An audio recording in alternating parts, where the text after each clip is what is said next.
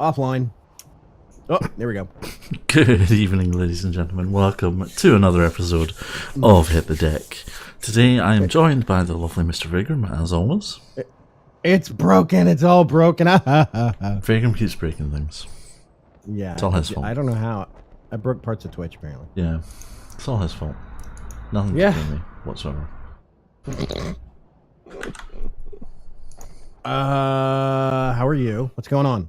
I'm good. My throat's still sore, but I'm coping. Have you been warring on the spark? I have not yet. I was waiting. You have not spark warred. I have not spark ward. Okay, well, we need to spark war some. We need to spark. Yeah. Yeah, I do see a sealed War of the Spark, but I doubt we're going to have time to do anything like that. Yeah. Traditional draft War of the Spark, because we're going to be really busy. I mean, it doesn't start from the like 91 hours. The traditional draft, yeah. The sealed is open though. Seals is open just now, yeah. Yeah. Join the Boros Legion, Twitch Prime. So yeah, see, I actually a... redeemed that deck. It's this terrible deck here. I mean, this fantastically awesome deck here. I didn't know if it was just a revamp of Strength in Numbers, the old tutorial deck. No, it's significantly different. Like they have added like a decent set of rares to it. Like you get an Aurelia, you get a Tajik, you get a Legion War Boss. Yeah. So there are some decent cards in it. It's just overall, it's not a particularly strong deck right now. Yeah, I'm seeing a lot of 1 1 1 1 2 1 1 1 2 2 2 1 1 1 like in terms of numbers. It seems like it's spreading a lot of things very thin. So yeah, basically. Yeah, I don't know. Because a lot of these the ones are rares or mythics. I will readily admit I redeemed this deck. I got it. I opened it, and the first thing I did was check all the set symbols on all the cards. Yeah, it's all Guilds of Ravnica. Yeah, it's all Guilds of Ravnica. The thing is interesting to me is that there's actually some Ixalan cards in there. Is there? Mm-hmm.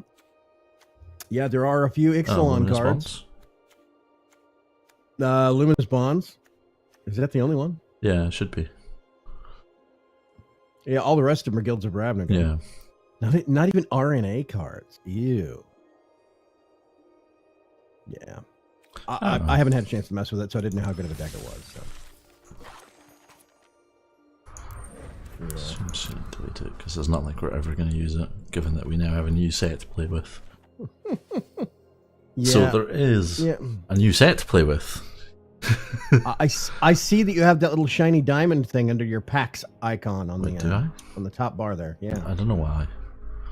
Mm-hmm. Before we do that, you don't want to go check it out? Before we do that, there is a new code for 3 shiny new packs, which is Play War Spark, and you redeem this, and it fails.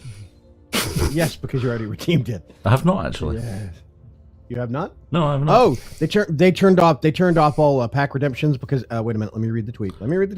Is it because a lot of people decided to do it at the same time? Yeah, I think they got flooded. First, they had problems with the client updating because it was overrunning their client download servers, their update servers. Now it says we're temporarily disabling code redemption while we work on to resolve the issue. If you redeemed a code and did not receive your product, we are working on getting those items automatically credited to you. So they have basically got slammed with War of the Spark. So they're all sparked up apparently. Nice. Yeah, I don't know. So I think right now pack redemption, it is Play War Spark is the right code. It will redeem, but they have their servers turned off temporarily. That's fair. Yeah, it is like an hour or so after the patch released. So this is basically today. This afternoon is basically day 1 of a brand new expansion for World of Warcraft. Everybody comes back and they go, is there anything to see here? And the servers get slammed for about 48 hours.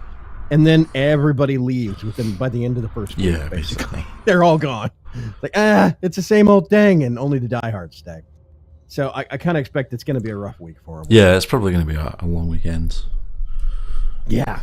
You think these nerds would have something better to do, like go see Avengers Endgame or something? Jeez. Been there, done that. Did you get the T-shirt? They weren't selling T-shirts. Should really try that. Though.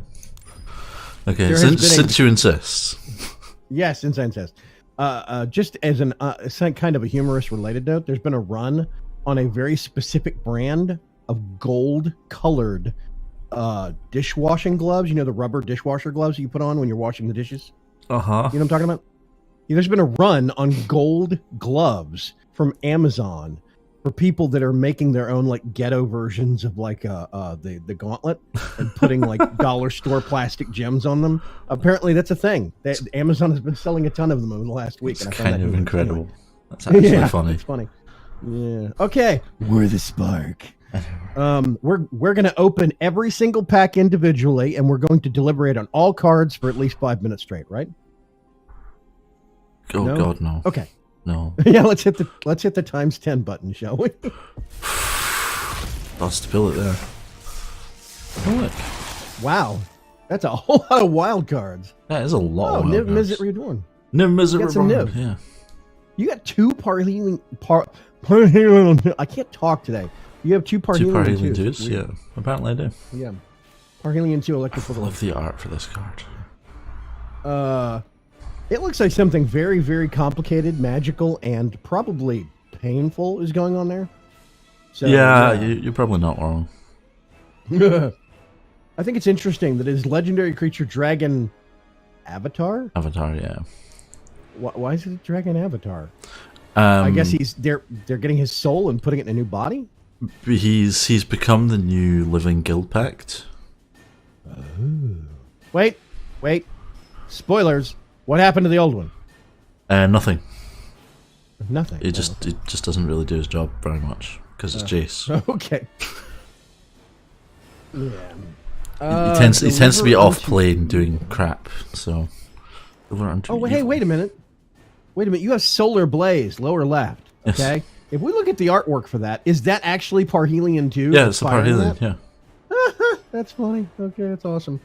Why does the Parhelion look like a giant spaceship but sound like a building? Because it's both. Oh, it's the Boros Fortress monastery thing that can also apparently turn into a spaceship. Cool. Leave it to the military guys to turn everything into a battleship. Yeah, basically. Yeah. When Parhelion 2 attacks, create 2/4/4 white angel tokens with flying and vigilance that are attacking. That's cool. Okay. It's a nice effect. I like the effect. Next time.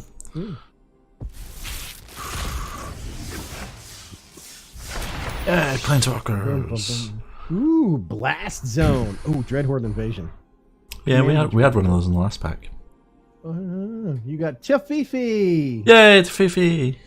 Woo! Tiafifi. Each opponent can cast spells only anytime they can cast a sorcery. Well, there you go, your instance. Yeah. Domri, Anarch of Bolas. Okay. I'm not sure I know what an Anarch is. It sounds like a job title. Wrong? I mean, they're wielding a staff. They're wielding a staff that's got the horns for Bolas on it.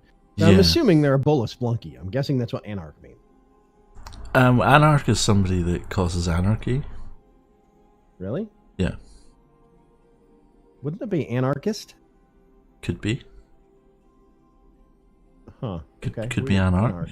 Oh. I'm not dictionary, damn it.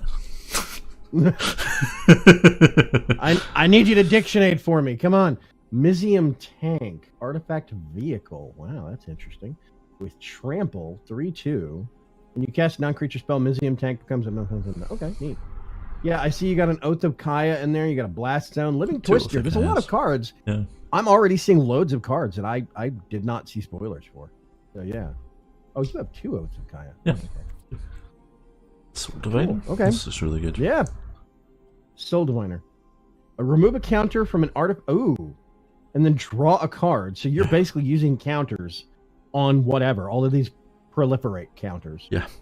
As a card draw engine. That's nice. I really like that. That's a good mechanic. It's really interesting to see what they've done with counters, especially with proliferate now. Mm-hmm. Yeah. Well, okay. I like that. Let's talk about 3-color decks. Green, blue, black. If you actually did a Simic deck with some of the proliferate from the new system, some of the counter magic from the old system, from RNA, you could kind of weave those two together for a deck right now, couldn't you? Like a massive counterattack or something like that? Soul Diviner and stuff like that? Yeah, in theory. That's interesting. I don't know. I can't say if it's going to be good or not, but it sounds like an interesting idea at least. Okay. Cool. Good stuff. I still don't think Anarch's a word, but whatever. Wow. Finale of... Ooh! Bolus's Citadel, upper left. You got 2 more awesome Kaya. You have the whole play set now. Yeah, Bolus's Citadel. Awesome. We talked about this in the spoilers. Yeah. You got 2 of those, too. That's awesome. Yeah. Ooh. Bioessence Hydra. There's more Simic nonsense. Awakening of V2 Ghazi. Who's V2 Ghazi? V2 Ghazi is the tree that is the Selesnya Guild Hall. Wait. So the Selesnya, the tree huggers that they are, actually have their guild hall in a giant ent, basically. Yeah, basically. It's like a super ent or a mega ent or whatever. Yeah, basically. That's wild. So wait a minute. I don't think it's ever woken up before. I think this is the first time it's actually woken up. That's terrifying. It makes you wonder if they thought it was dead, or like, it was like dormant volcano that suddenly erupts. We thought it was we thought it wasn't going to volcano anymore or whatever. We thought the tree was dead, so we just built inside of it. Yeah, exactly. Yeah. Oh crap! This thing moves. Yeah. Oops. I did not mean to hit that. Next set. I wonder what other guild halls we're going to see get up and start moving around. Ooh, Finale of Devastation. Wow. Deliver unto evil. Elder Spell. Wait a minute. Elder Spell. Sorcery. Destroy any number of target Whoa. Choose a planeswalker you control. Put 2 loyalty counters on it for each. Wait a minute. Yeah. It's 2 black mana. Yeah. And you can kill any number of planeswalkers, and you get that double that many number of tokens. You do. I mean, not tokens. Counters. That's bonkers. Yep. Wow. Okay. We're going to see a lot of that splashed into decks. Yeah. So sure. Yeah. Okay. There's another Solar Blaze. More Bioessence Hydra. Commence the end game. Oh, yeah. The God Eternals. I've seen a lot of... Because all of the God Eternals have this thing at the bottom that say, when God Eternal blank dies or is put into exile from the battlefield, you put it in the owner's library, 3rd from the top. So you can never exile them. And a lot of them have really good enter the battlefield effects or whatever. Oh, yeah. Are we going to see a God Eternals deck? I would not. I mean, is that going to be like... I could see there being at least 2 or 3. I mean, I don't think it's too hard. I don't think it's too difficult nowadays, if you're at least a slightly experienced deck brewer, to make a 3-color deck that you can actually balance out the mana on, right? No, that's relatively easy these days. Yeah. Relatively easy nowadays. So I could see at least a 3 God Eternal deck, if not maybe, splashing for number 4. All 5 might be hard, but I don't know. I've seen a lot of them that had some really amazing stuff, and you just can't get rid of them. So it's like once they hit the table, it's just like, I'll just put that thing on the top of my deck. Yes, this pain in the neck is never going away. Yeah.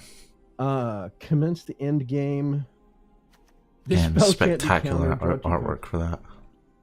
It is. Oh, that's Bolus. Yeah. What is the thing at the top that looks like he's flying into the sun? What is that? Do we know? It might be the Immortal Sun. Wow, that is a lot of Eternals on his left and right. Yeah, there's a lot. That's a big ass army. Okay, yeah, cool. Just a bit. Who's the person standing at the bottom middle? Is that Liliana?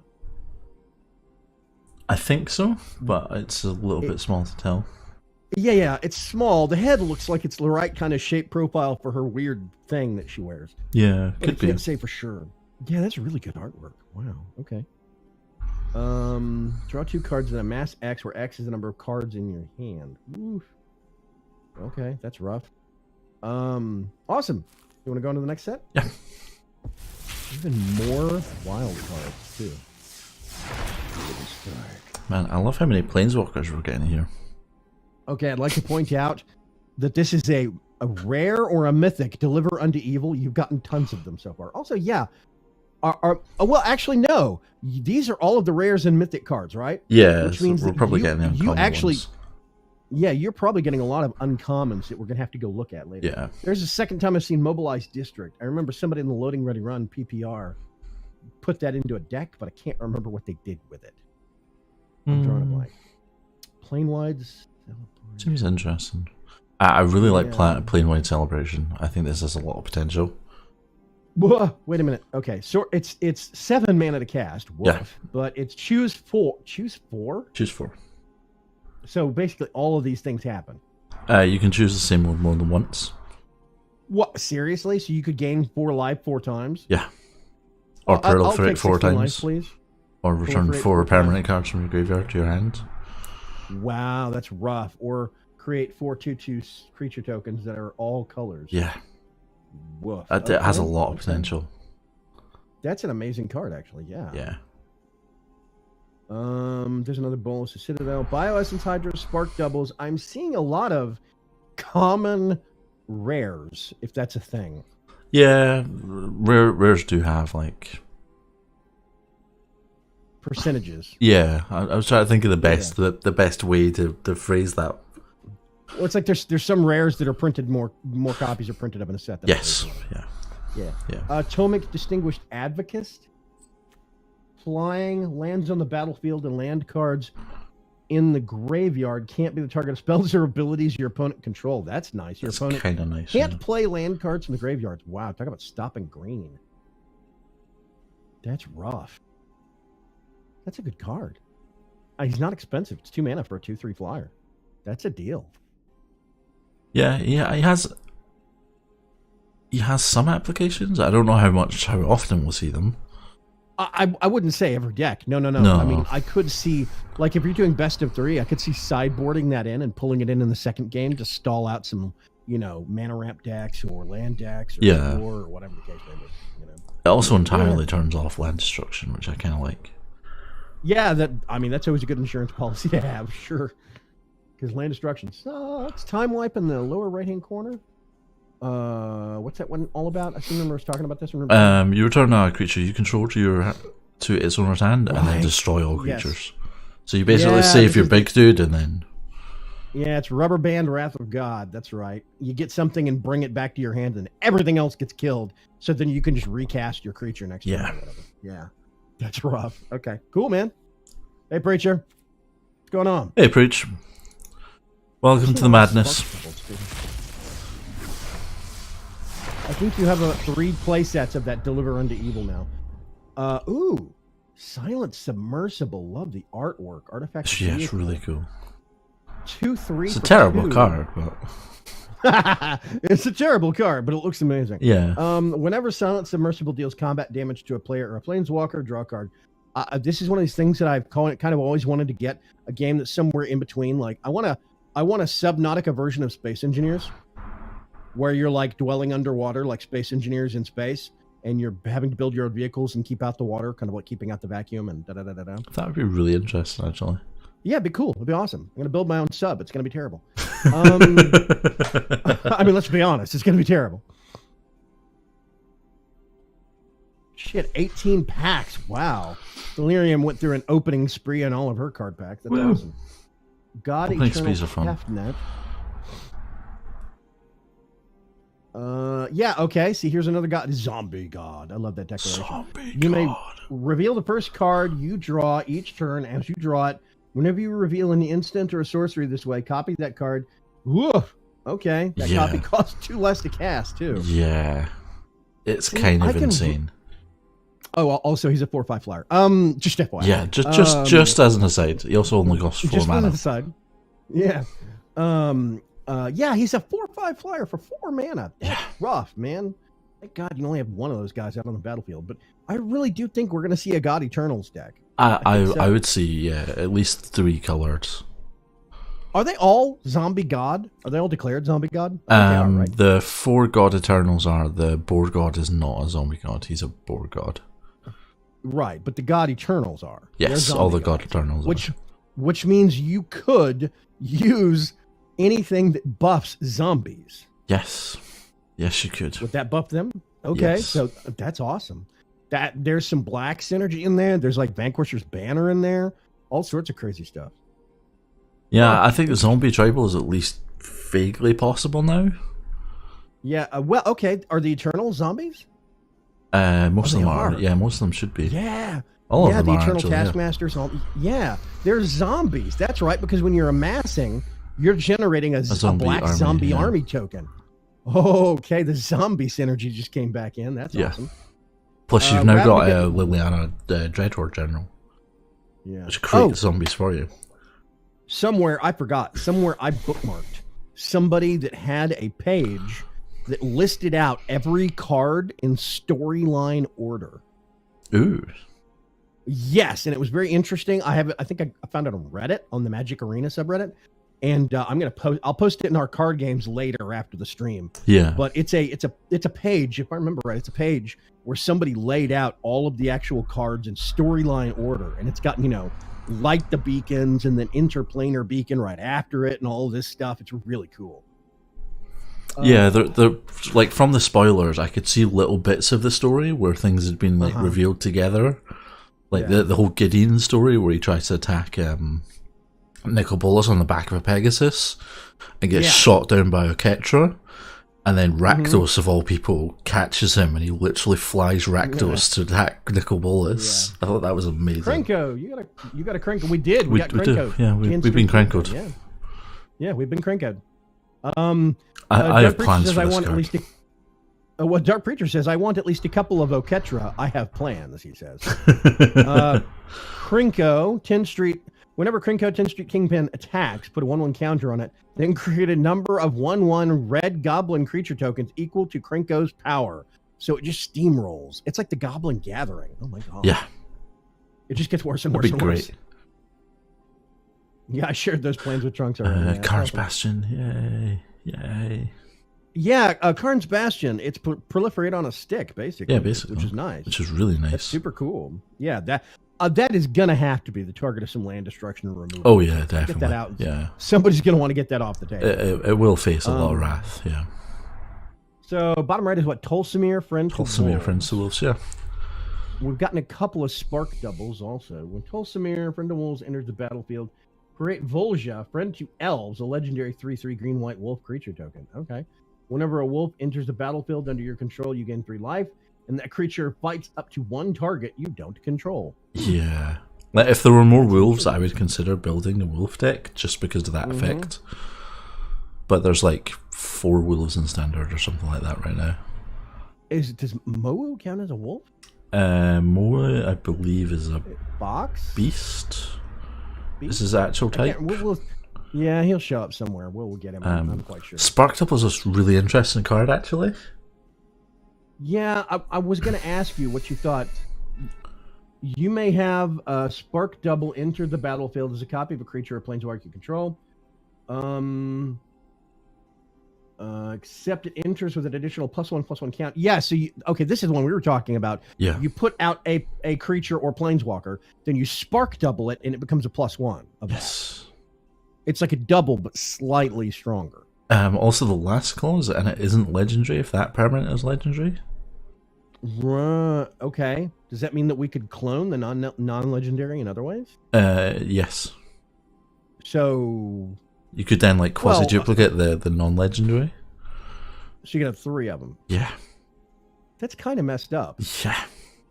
I mean, if you think about having Nicobolus in the deck, he would. If you're doing this to a planeswalker, you could Spark Double the planeswalker, and then quasi-duplicate the Spark Double, so you have 3 copies, and then you put Nicobolus out. He's got all of the abilities, the loyalty abilities, so you would technically have 4.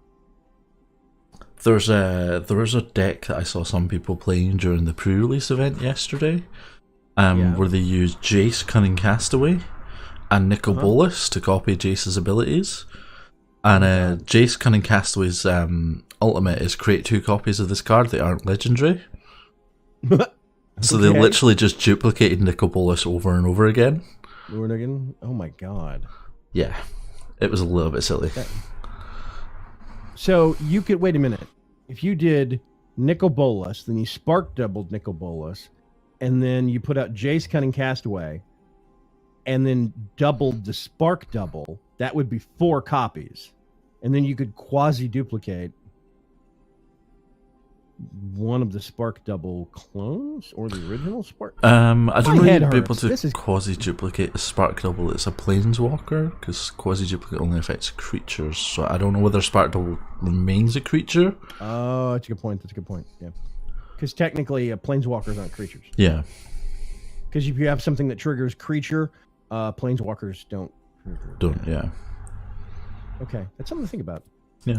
Too early for that kind of math, man, since they're creatures.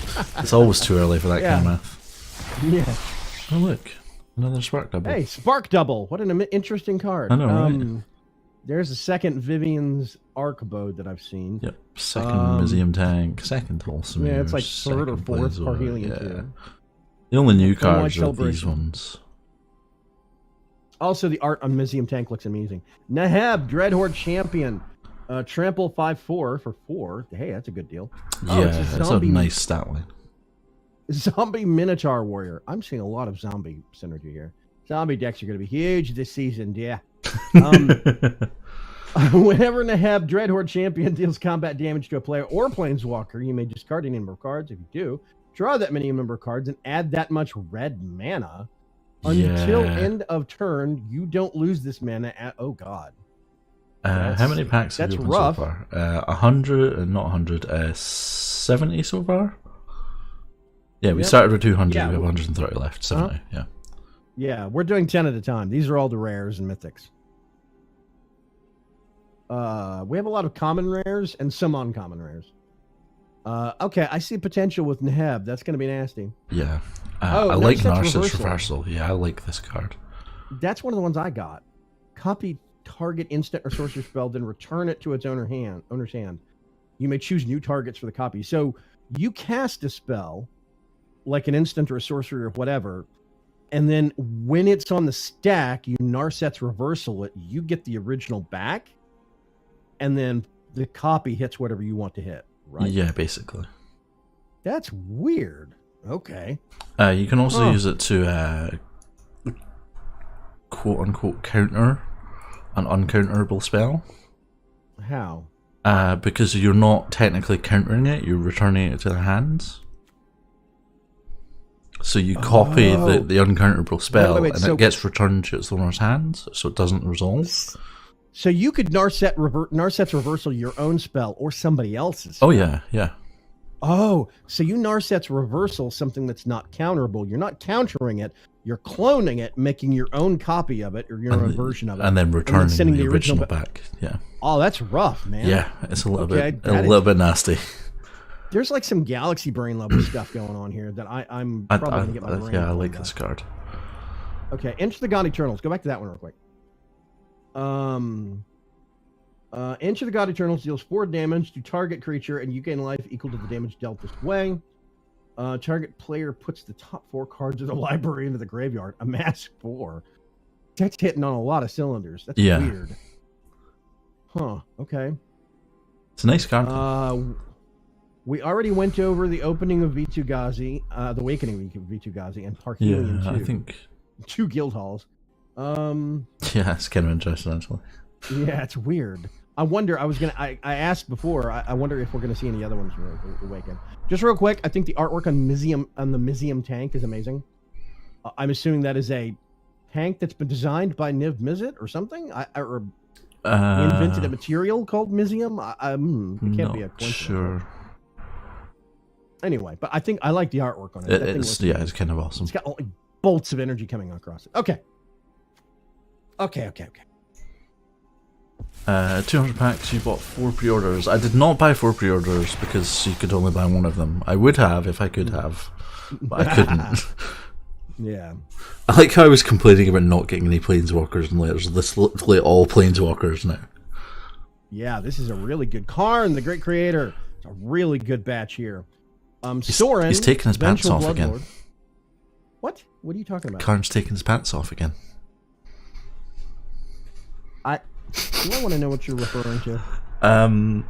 So, like in Karn Silver Golem, he has his little like waist tabard thing.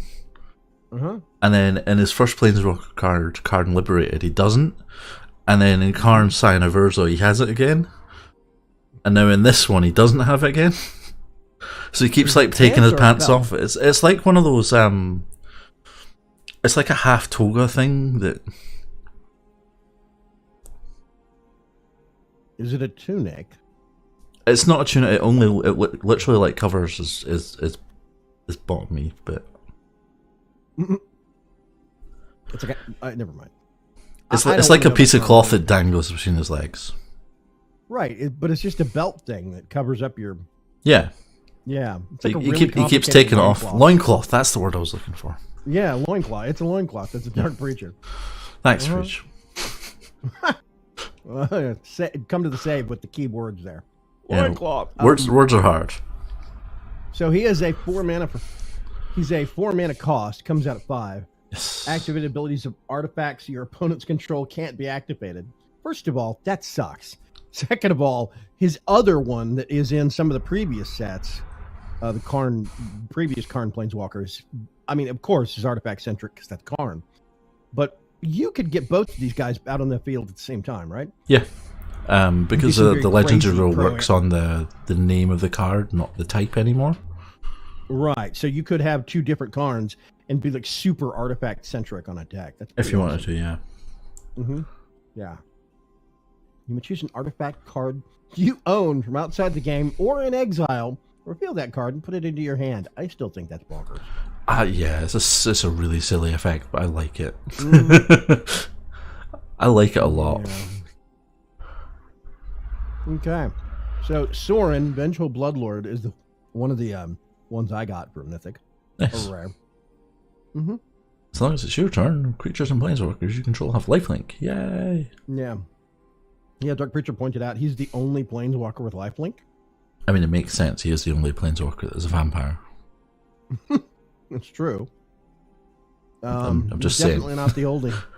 He's definitely not the only planeswalker that's an asshole, though. There's a long list of those. No, there's a giant list of those, yeah. Yeah, giant list of those. He is probably the oldest asshole, though. I do like his +2. I mean, just right out of the bat. I like that it works on planeswalkers as well. So you can just like use Sorin to ping something to death when you've got it like on one. Yeah, that's the thing that I was thinking about, is that you could use him just put him out on the field and make people nervous about the prospect that you're going to kill one of their planeswalkers if they get down to 1 health because suddenly their planeswalker gets to 1 health and Sorin leaps in, buries his stabs him in the neck, buries his fangs in their neck, and just like and of course, because if you do damage that way, you gain 1 life. Yeah, I was about to say he's got lifelink. You'd gain 1 life. Yeah, you would gain 1 life. So, yeah, it's a good planeswalker card. I really like it. His -X is really nice. Yeah, I mean, if I met him publicly, I wouldn't buy him a beer or anything, but I'll use his card. I don't think many people would. No. Gideon. Black Blade. Gideon is one of these people I hear talked about, but I don't know that much about. He was basically one of the founding members of the Gatewatch. Okay, so he's been in storylines for the past like 11 years, and people are kind of bored of him now. Because wizards keep like shoving them down our throats, regardless of whether they really fit or not. Gideon's awesome. You should like him. Yeah, well, he's dead now. Yeah, well. Gideon Blackblade. As long as it's your turn, Gideon Blackblade is a 4/4 human soldier creature with indestructible. That's still a planeswalker. So you can attack with him. Yeah. That's wild. Oh, you get Gideon and Sorin on the same battlefield, and he would have lifelink as a 4/4. He would, yeah. Up to 1 other target creature, so not him, you control, gains your choice of vigilance, lifelink, or indestructible. Yeah. And that's his +1. That's rough. That's a really good ability. It's spectacularly good, yeah. Yeah. So like Preacher said, he can't give himself lifelink. Sorin's still the only one with lifelink, but I mean, you could +1 him, give somebody else indestructible, and use it as a blocker. Yeah. Well, you can't activate Planeswalker abilities during your opponent's turn, but... Oh, no, you can't. No. Let me think. You could use it to...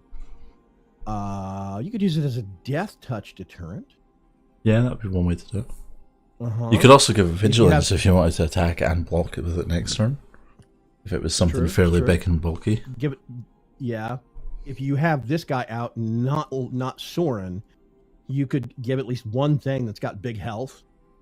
Big power. You could give it lifelink real quick and get a big boost of health in. Yeah. I do like the versatility of it. Yeah, it's a good card. Really good. He's a mythic, too. Yeah. I'm seeing a lot of, and I don't mean this in like a discount kind of it's a dollar store Planeswalker. I'm seeing a lot of Planeswalkers that have a very reasonable casting cost. Karn is 4, Sorin is 4, this guy is 3. There are some expensive ones to be sure, but they're not all nuts. I think in a set focused around Planeswalkers, you kind of had to have that curve of them. Yeah, because there are a lot that just have these 2 loyalty abilities and the new static abilities. Yeah. And I mean, the uncommon ones don't even have a plus ability, so... Right, they're literally just a static and a minus. Yeah, you're going to put them out there, and you're going to either have to sacrifice them after a couple of triggers, or you're just going to have to trigger them once or twice and use other mechanics to get counters on them, which I think is really awesome synergy. I like that they planned that far, that deep. I like that. That's the sort of the tactic that you have to think about. Is okay. Do I use this or do I hold off and proliferate a couple of times and then use it? I really, this is one of the things. I'm not banging on other systems. I'm not saying that Hearthstone sucks. I'm saying there's a distinct design philosophy difference between Hearthstone and Magic the Gathering when it comes to at least playing it as an online game. Self-milled Jays. I find it interesting that they go so deep into planning the set. Wizards of the Coast does when making Magic.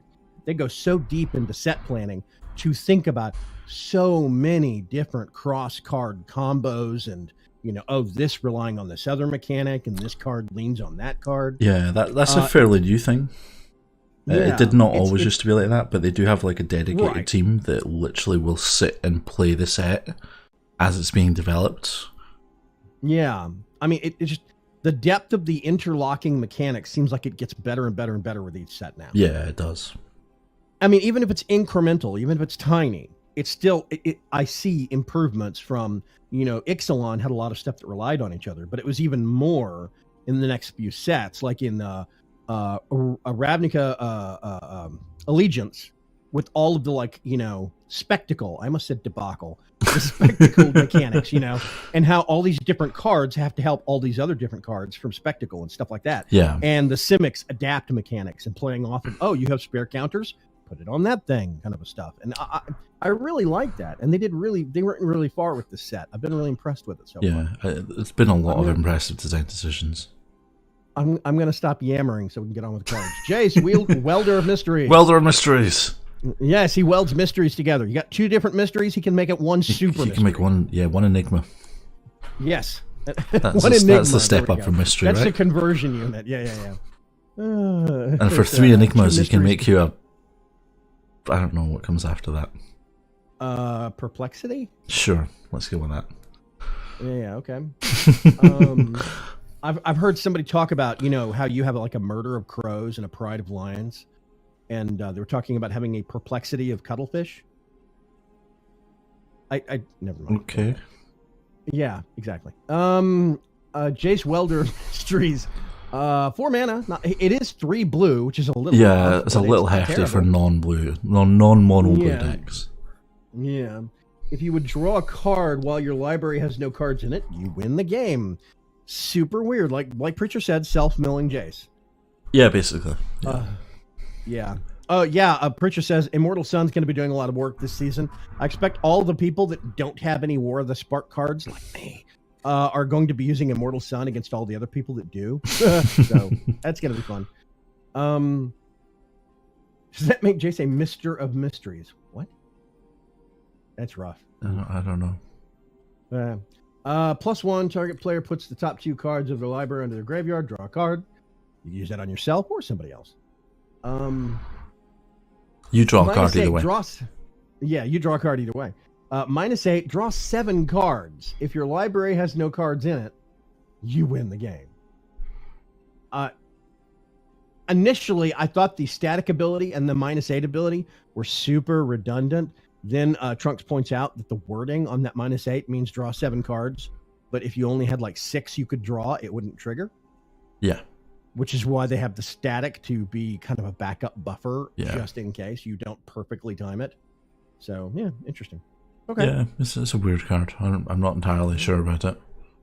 Yeah. And then I don't really like Jace anyway, so...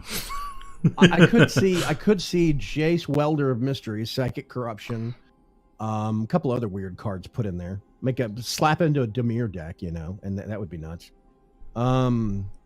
Vivian, Champion of the Wild. You may cast creature spells as though they had flash. Oh my god! Yeah, that is insanely green wasn't powerful. bad enough. That is for 3 mana. Can you? Yes. She has three mana, and you have an enchantment effectively sitting out there that turns all creatures into flash spells. Yeah.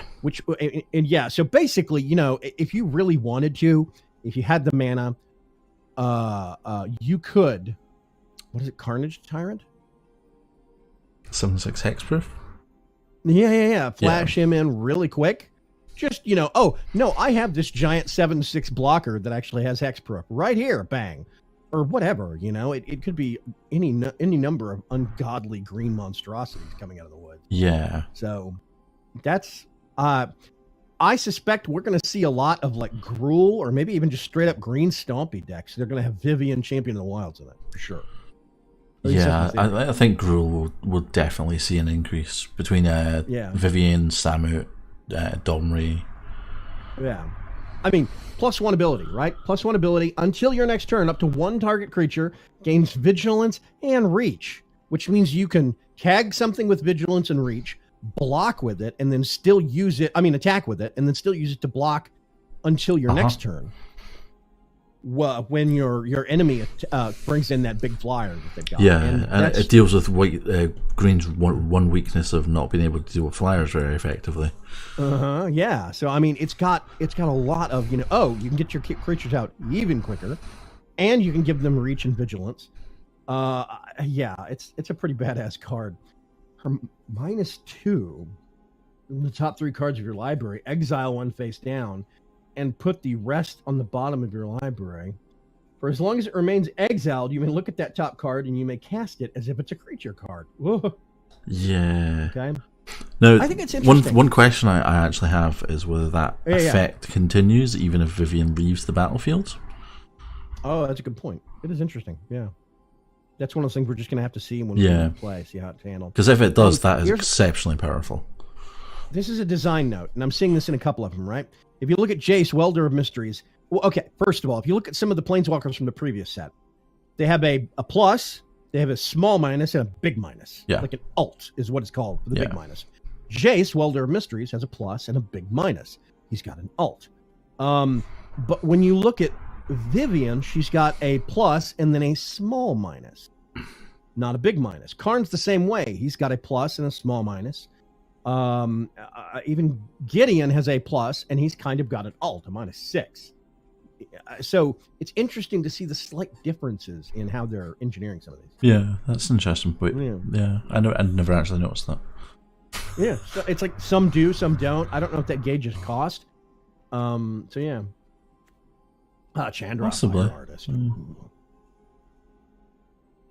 Whenever one or more loyalty counters are removed from Chandra, she deals that much damage to target opponent or planeswalker. Ouch.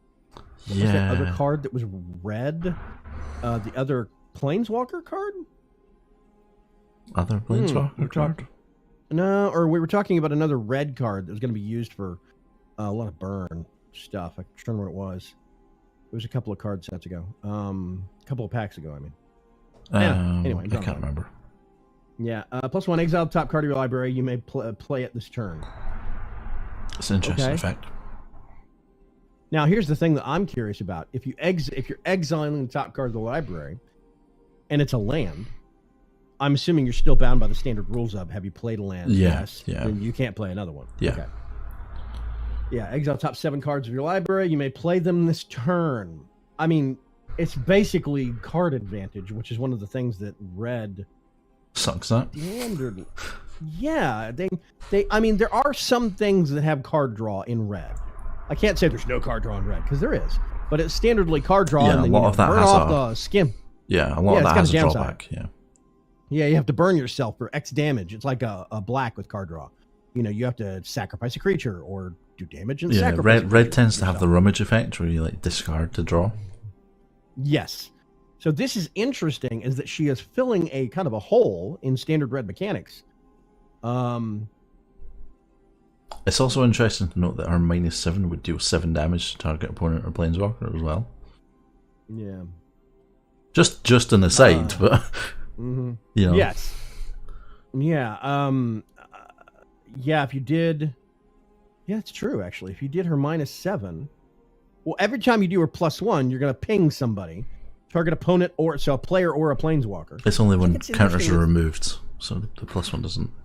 Oh, the +1 wouldn't trigger it. No, Yeah. no. But if you did up to 7 or up to 8, I guess you don't want to kill her, and then -7, that's going to be 7 damage. I Yep. think it's weird that it says target opponent and not target player.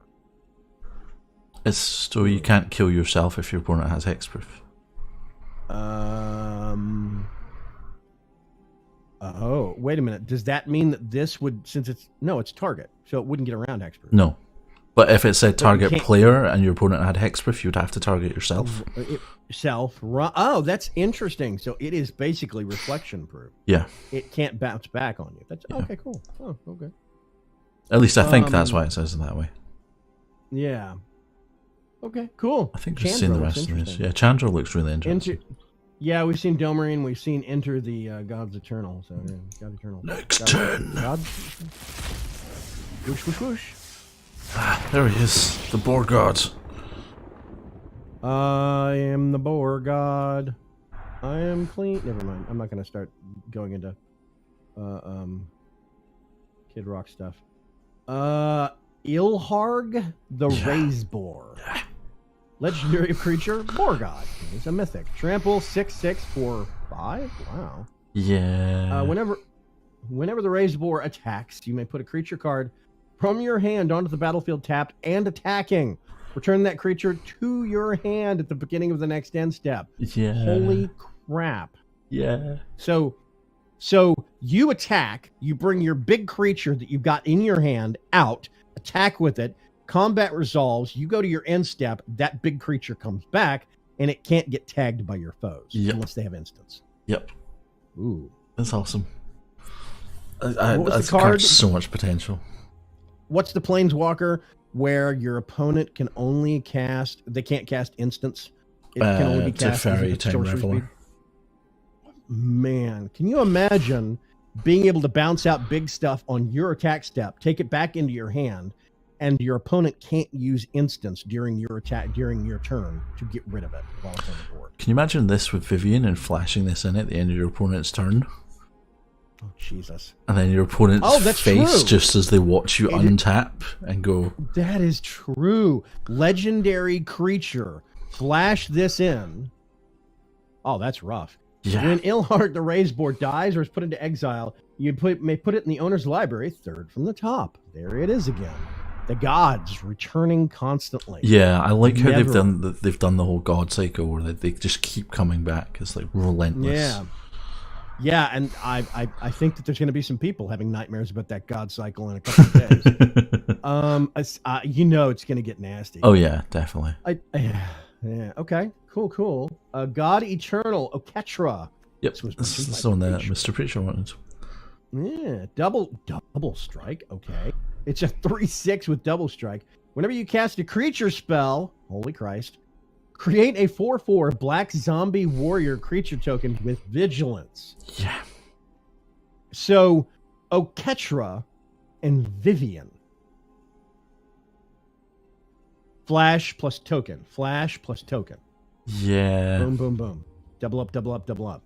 Everything comes in with the 4/4 black zombie warrior buddy following it. Basically, yeah. And there's a lot of See, there's a lot of combinations. If you do Ilharg, the raise boar, and you've got Oketra on the board, does that mean the raise boar comes in? No, because that's not casting a creature. Yeah, it's no, you're just putting it in play. Okay, so that is very carefully worded. That's interesting. Okay. So you would have to cast it, but it would work with Vivian. Yep. Okay. I see why people want Oketra. That makes sense. Yeah, it's a really nice card. Plus, I mean, a 3/6 for A 3/6 for strike double strike, basically yeah. means it's a 6. It basically means it's a 6/6, right? Yeah. Yeah, okay. It's kind of nice. First, it's only 5 mana as well. Now, okay, correct me if I'm wrong on game mechanics. Double strike triggers on the first strike phase and the regular strike phase, right? Yes. Which means that if it counts as having 3 points of first strike, that means Oketra could deal with anything that's got death touch as long as it's got 3 or less. 3 or less, yeah. And damage, I guess, or 6 less than 6. No, it would have to have 3 or less so that it was killed in the first strike phase. Because if it goes to normal phase, then they both deal damage at the same time. Then they deal right. Okay, so if it's got 3 health or less, Oketra, and it's got death touch, Oketra could get rid of it. Yeah. Before it does death touch. Okay, yeah. Assuming okay, it doesn't so also have first strike or double strike. Yes, that would suck. Okay, cool. Yeah, Oketra, that's an awesome card. You got Storev. Devkarin Lich? Devkarin Lich? I don't know. He's a zombie elf wizard. Zombie elf wizard. Is that the rival band to our Zombie Use Angel Dragons? I think it's missing a member. Zombie elf wizard something, yeah. Zombie elf wizard avatar?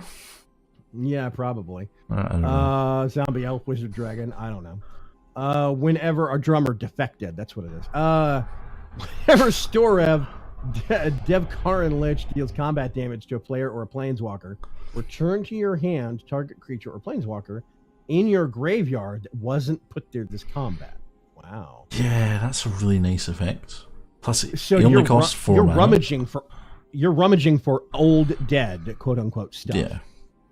Okay. That's powerful. I could see this as, I mean, you know, graveyard cycle, especially in black anything decks, is really, really useful. Yeah. It could be useful in other color decks too. Splash black just for this guy to get stuff back onto the battlefield. That's an interesting mechanic, and it's a 5/4 with trample. Yeah, it has trample, so getting that damage through is even easier. Yeah, exactly. Plus, it's player or planeswalker. Mm-hmm. You check. There's going to be a lot of planeswalkers. Yeah. So I hear. So yeah. Okay. Yes, so I hear. There's another copy of Niv Mizzet Reborn. Yep. Plane-wide celebration, the Elder Spell, 2 off. and Yep. Command the Command the Dreadwolf. Dreadwolf. Yeah, I think we've seen all. Yeah, I think we seen have. all the rest of it. Yeah. Good artwork though. Good artwork. Yeah, there's some really spectacular artwork in this set. Yeah. I mean, we say that every set, but There's Ignite the Beacon, Bolus the Citadel, Ravnica War. Exile all multicolored permanents. Woof. yeah. Tomic. Yeah. Yep. Tomic Okay, again. Time wipe. Massacre Girl. I think I read this series of comics. It was by Dark Horse, and it came out in the late 90s. Really? No, I'm kidding. Oh, okay. It just sounds like a comic book, though. Massacre Girl. I mean, you know, there was a what was it? Hit Girl from Kick-Ass? Yeah, from Kick-Ass. Yeah. I don't know. Anyway, it sounds like a vigilante superhero. 4/4 with Manache. When Massacre Girl enters the battlefield, each other creature gets -1/-1 until end of turn. Whenever a creature dies this turn, each other creature other than Massacre Girl gets a -1/-1 until the end of turn. Yeah, it's an interesting effect. I'm not sure how. Okay, follow me here, right? Just think about this, right? You have Massacre Girl on the battlefield already, plus some other stuff that you're going to do. It's your turn, and you're going to attack. The opponent has X number of creatures, but it's just enough to be kind of frustrating. Maybe some of them are slightly low in level. You get one, you look at the weak one, and you like lightning strike it or whatever to kill something quick. That means every creature other than Massacre Girl gets a -1/-1, which means that, isn't it? No, it's only when she enters the battlefield. Which it's only the turn that she enters the battlefield. Right? Yes, but that's the initial one. She enters the battlefield, and it's a -1/-1 to everything, right? Yeah, and then whenever And a it's not creature just- dies this turn, as in the turn that she enters the battlefield, each other creature of the Right, so Massacre if Girl you- gets -1/-1. Right. So, okay. If you bring her in, everything gets a -1/-1. Yeah. Then you just lightning strike something, everything gets another -1/-1. Then you go into combat. Yeah, that would work. Right. So everything's got a -2/-2 on it. Yes. You're not using her that combat because she doesn't have haste. But her coming in, you could, if you set it up right and you do kind of a 1-2 bang, she comes in and then you kill something real quick with a scourge mark or whatever it is.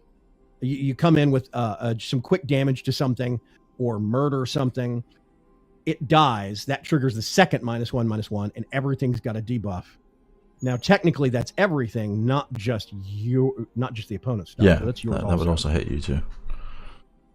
Yes. So basically, and this is what Preacher's talking about. Whenever a creature dies this turn, each other creature gets a -1/-1. If that triggers multiple times, that means you could kill something, -1/-1 everything. A token dies, another -1/-1 gets layered on every single time, everything else but her.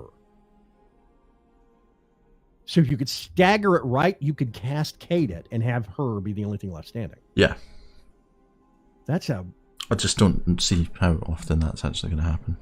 No, I think it's one of those polyraptors. Yeah. How often are you really going to hit it? I think it'd be great if you could actually get the effect to work, but I just don't know how often it will actually kick off that way. Yeah, if you could roll it to where it hits 2 or 3 times, that'd be awesome. Yeah. But I don't know. I'm just spitballing here on potentials, and you're 100% right. It's going to be hard to get that to strike. But even if you could do a 1-2 combo with her and get -2 across the board, that's still really good. Yeah, I mean, I like the fact that it's a minus as well, so it gets around indestructible. Yes. Yeah, and each other creature on the board, which basically that gets around hexproof? Yes. Yeah. Because it's not targeting. Because it's not targeting, it's just everything. Yeah. Yeah. Dark Preacher says pair her with Ethereal Absolution. Huh. That's a lot of mana. It is, yeah. Given that Ethereal She is already Absolution costs 5 mana. 6 and she costs 5. Yeah, That's she's a lot of mana. She's a 5 mana 4/4. She doesn't have Menace, but I don't know. Yeah, I kind of think I kind of see it as using a red spell, like a really quick lightning strike, to deal some damage to something. Yeah, Kill one. I can see her having massive impact in limited formats. Mm-hmm. Yeah. Where like your opponent might have a lot of winnies and you're just like, yeah, I'm going to kill the board. But yeah, I don't know in Constructed if we'll see her that often. I don't know. I mean, it's at least an anti-1/1 token guard. True. And So, it's got cool artwork. At least. It's like this Yeah. mad jester thing. Oh, so here's an interesting idea. If she comes in, let's say somebody else has got like a whole bunch of 1/1 tokens, and then they've got like a 6/6 or something. Let's say they have 6 1/1 tokens and a 6/6 creature. Mhm. If she comes in, -1 when she enters the battlefield, all the tokens die. Yep. Is it an individual trigger for each card death or the one wipe? It's each, so whenever a creature dies. So that means every single one would pile up onto the Yeah. stack, and you would have a -1, -1, -1. Ooh. Yeah. So if somebody has a lot of tokens, this could kill some bigger stuff on the board. Yeah, quite easily, yeah. Okay. Although Okay. if they have a lot Interesting, of tokens, they probably don't have that much bigger on the board, but... I am wondering if this is one of those cards where everybody goes, "Oh, holy crap!" but then nobody ends But up then actually nobody ever using it. uses it? Yeah, it could be. Yeah. So, you like we tried to do Polyraptor decks, and a lot of other people try Polyraptor decks, but it's super hard to get the weird mechanics to line up. I don't know. It's an interesting card, but again, I Yeah, just it's an interesting idea. don't know how Okay. often we'll see it. Cool.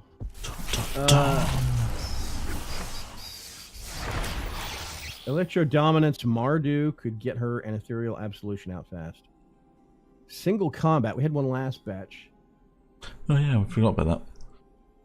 Yeah, each player chooses a creature or planeswalker they control and sacrifices the rest. Players can't cast creatures or planeswalker spells until the end of the next turn. Ugh. Yeah, I'm not convinced about this card at all.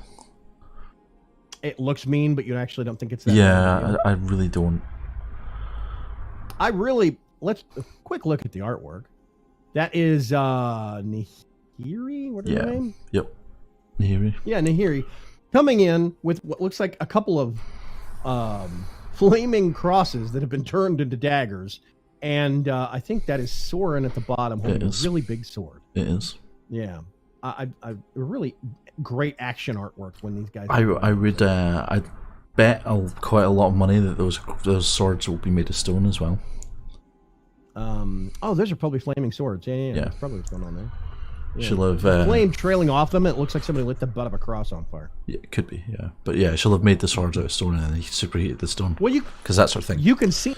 Yeah, you can see those other slivers hanging in midair. I'm assuming that's what those are. And the bottom right. Oh no, there are streaks that are right next to her where she is. Like if you look just below, just between these two swords here. Yeah, there's one there. There's one that you can see streaking down behind her legs. There's one just below her elbow that looks like a streak coming down. There's one just behind her where her kind of cloak, kind of a bustle thing is trailing. Yeah. There's like a whole bunch of them around her coming down through the air. Yeah, burning stone swords. Yeah. Yeah. Yeah, that's kind of her thing. Burning stone spikes, yeah. But yeah, I think it's hilarious that Soren and Nahiri both come to Ravnica literally just to fight each other. Yes. They don't care what else is going on. They just want to kick each other's ass. That's it. It's because Nahiri thinks Soren abandoned her, and Soren is mad at Nahiri for putting him in a wall. Yes. Well, I mean, it's a valid thing. I mean, who would want to be a wall? Mm-hmm. Walls of I really want to talk about Feather. Wallace? Yes, we are. Okay. Really want to talk about I have Feather. to say, first of all, I think the artwork is gorgeous. However, this character was found as a fledgling, apparently, and named by a kindergartner. Because I'm going to call her Feather is exactly what some kid would say if they found some angel lying in their backyard damaged or whatever. Feather, I have to balk at that. I'm sorry. It just seems weird. Are you done now, old man? I guess. I don't know. I love the artwork, though. It's really good artwork. Yeah. Stretched out wings, the really big sword. I really like her effect as well. Whenever you cast an instant or sorcery spell that targets a creature you control, you exile that card instead of putting it into a graveyard as it resolves. If you do, you then return it to your hand at the beginning of the next end step.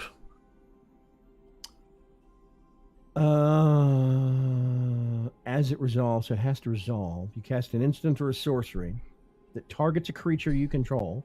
So all of the white, like ++ combat trick spells and stuff like that? Yeah, as long as they target a creature you control, like target. No. Yeah. You would then... But you also have to cast it. So it has to come from you to you. Yes. So you do a combat trick on some of your creatures, or all of your creatures. Exile that card instead of putting it into your graveyard if it resolves. Yep. Or as it resolved. If you do, it returns to your hand at the beginning of step, which means you could recycle a lot of those creature targeting. +1/+1 and becomes indestructible. Yes, you could. Wow. I love that. That's a nice card. The name is terrible, but I like the card. Anyway. I'm flying, Jack. Yeah, Dark Preacher says, fallen angel with amnesia found by 10-year-old kid in the woods, nursed back to health. Feather, coming to theaters, 2019. Exactly. I'd watch that. I probably would too, to be honest. Dreadhorde Arcanist, a zombie wizard. It's a 1/3 with trample? So, during the pre-release event, Merchant built a deck, a wizard's deck. And he played this card in it, and I didn't realize how exceptionally powerful this card would actually be until I saw it in action. So basically, whenever it attacks, you can cast an instant or sorcery from your graveyard with a mana cost less than this card's power, without paying its mana cost, and then you exile it. Because you basically, you can shock something and then attack and then shock something else. Or if you have a way to give this like tokens, you can lightning strike something, attack with this, lightning strike something else. You can also do things like Charter Course in mid-combat to draw cards. Right. Now here's the thing, though. It's specifically less than or equal to Dreadhorde's power. Yeah. Which means if you boost the power, it boosts the ceiling on the spells, right? Yes. Wow. Okay, so that's a bit open-ended. I mean, like within reason, but still. It also means like if you okay. combat trick this before combat and attack, you can then reuse that combat trick on something else.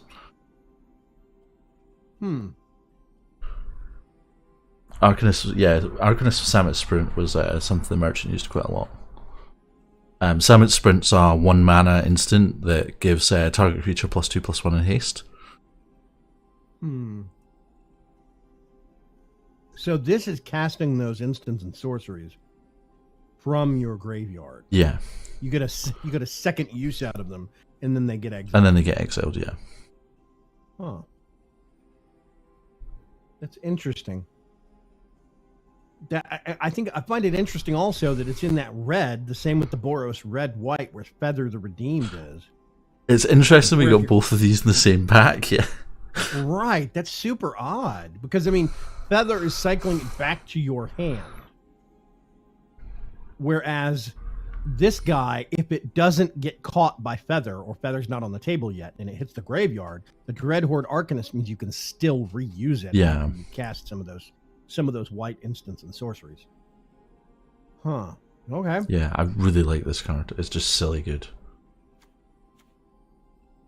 Yeah, that is an interesting. I see a lot of potential there. That's what we're talking about. I see what you're talking about with it. Role reversal. Exchange control of 2 target permanents that share a permanent type. I'm still confused by this. A lot of people went on when this got spoiled about, oh, role reversal. But That's actually kind of insane. That's my addled brain is struggling to come up with an example of where this would be good. Can you help it? So somebody flips Searcher's Canto. You can then swap it for Mountain. Ha! Okay, never mind. I guess. Wow. Because it says target permanents, as long as you have a permanent that shares a type with it, say like land, you can literally steal your opponent's land. And this does not say until end of turn or what? No, it's forever. Ha! Okay, that's it. That is evil. That's nasty. You could also get like a treasure token and exchange it for your opponent's immortal son. Oh, so you could get like a kind of a meh enchantment that you got, or an okay enchantment. They get a better enchantment. You could swap them. Yeah, basically. So it is really any permanent type that's sitting on the battlefield. Yeah, effectively. You could swap planeswalkers as well, if you really wanted to. I think this card has so much potential. Your stuff is mine now, Dak. Exactly. Yeah. Okay. So, yes, I would like to. I would like to trade my mountain for your sunken ruin of Araska.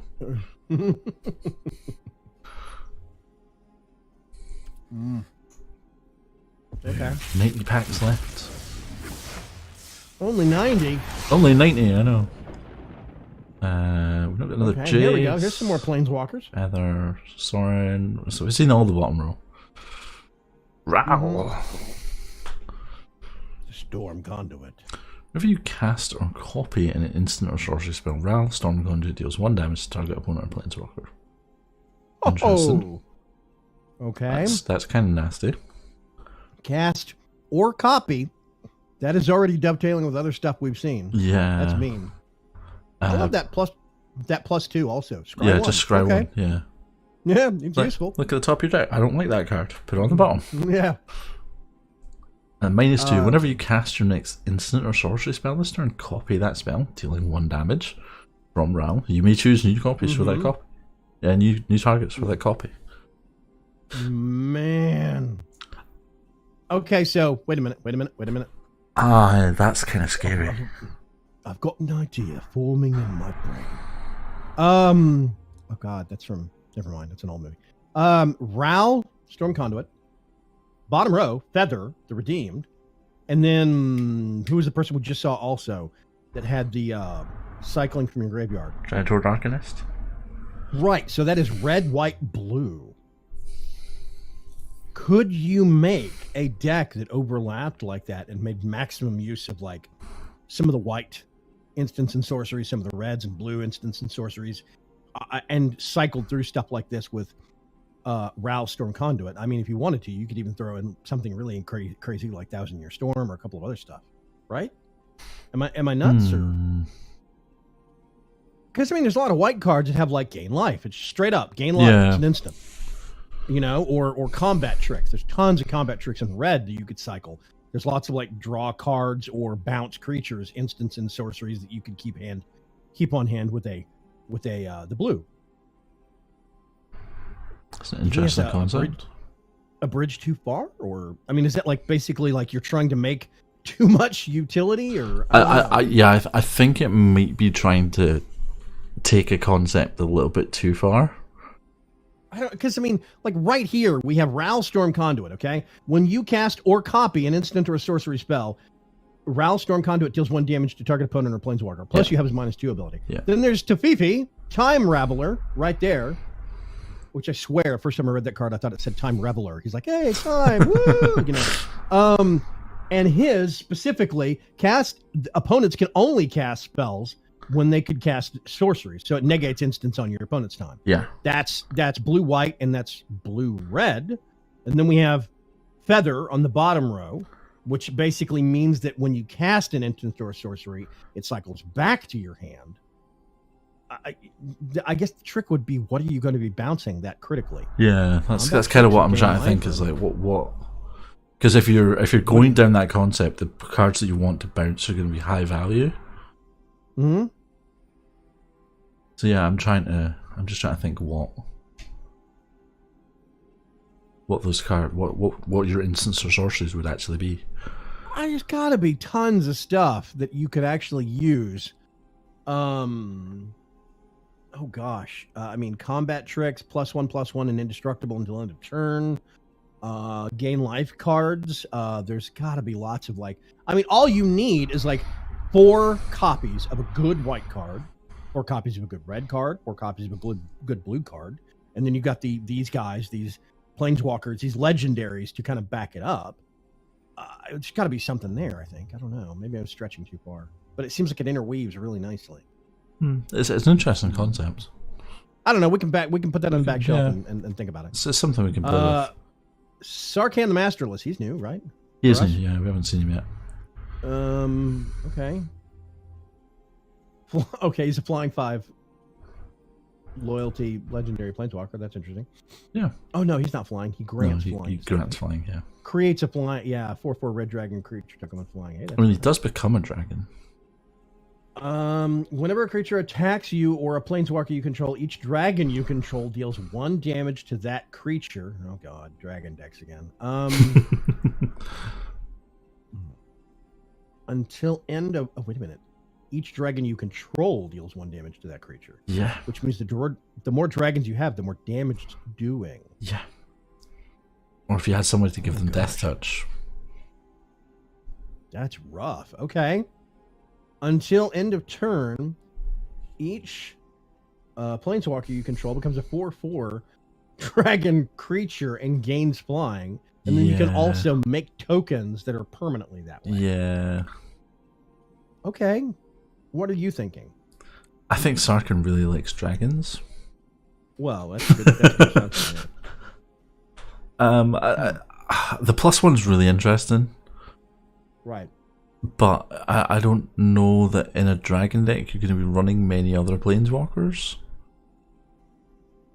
And I think the other ones that you're liable to run will be the other Sarkhan planeswalkers. Yeah. I mean, the passive, though. The passive is exceptional. I do like the passive. That passive insurance policy. That being said, he's a 5 mana insurance policy. Yeah. But I've seen enchantments that were more expensive. So. Yeah, that's true. I think if you could find a way to give one of your dragons like death touch permanently, that becomes a spectacular insurance policy, because that triggers before combat damage. It's literally as they're declared as attackers. What was the card from RNA? I think it was Pestilence, Spirit of Pestilence, or something like that. And it would give instants and sorceries. Yeah, Pestilence Spirit. Yeah, that's different. Okay, never mind. Yeah, that's not the right. There's got to be some way to give something death touch. Yeah, there's probably an enchantment somewhere. Oh, there are some black cards. I have a black card buff. I have a black card that is a buff. It's a combat trick, which is weird for black, but It is a combat trick buff, not debuff. Yeah. Black usually has a ton of combat trick debuffs. It is a buff that you put on something, gives them +1/+1 and death touch. Mm-hmm. I have it in a zombie. I have it in death touch deck or zombie deck I was making. Yeah. Death touch deck. And so I mean, there are ways you could give something death touch, and then every time you trigger that passive, that static of his, it would death touch the creatures that it's doing damage to. Yeah. Man, that's rough. It is rough. Yeah. Anyway, okay. Sarkhan. Sarkhan's an interesting card. Yeah. Yeah, he's kind of interesting. Jace Welder of Mysteries. Soul Divider. Okay. I think we've seen the rest of them. Yeah, I think we have. Yeah, okay. Next turn. Tamio, Collector of Nicol Tales. Bolas. That's new. 2 copies of Ral Storm Conduit. And there's another Blast Zone. Oh, Nicol Bolas, top center. And there's your second Krinko. Second or third? Definitely at least second. Yeah, definitely a second. Okay. Tamio, Collector of Tales. This is one of these planeswalkers I know literally nothing about. She's from Doesn't Kamigawa and ability she your likes opponent's- stories. It's about all you Wait a minute, what? She's from Kamigawa and she likes stories. Okay. Spells and abilities your opponents control can't cause you to discard cards or sacrifice permanents. Yeah. Wow. It's a super impressive passive ability. Oh man. So like Eldest Reborn gets tossed out the window, the saga, Yep. the Black Saga. Wow. Well, it's that's third. Nice. That was something I thought of. So the last batch of packs we opened Soul Diviner. Yeah. Which taps to remove a counter from something. Mm-hmm. Sagas have counters that determine which step they're on. Oh God. So like if there was if there was a super powerful saga that had like a step 2 that was really good, you could continually just like take that counter off to draw a card and redo step 2. What is the white History of Benalia? Make a night, make a night. Make a night, make a night, make a night, make a night, make a night. Yeah, that was my first thought. Huh. Okay.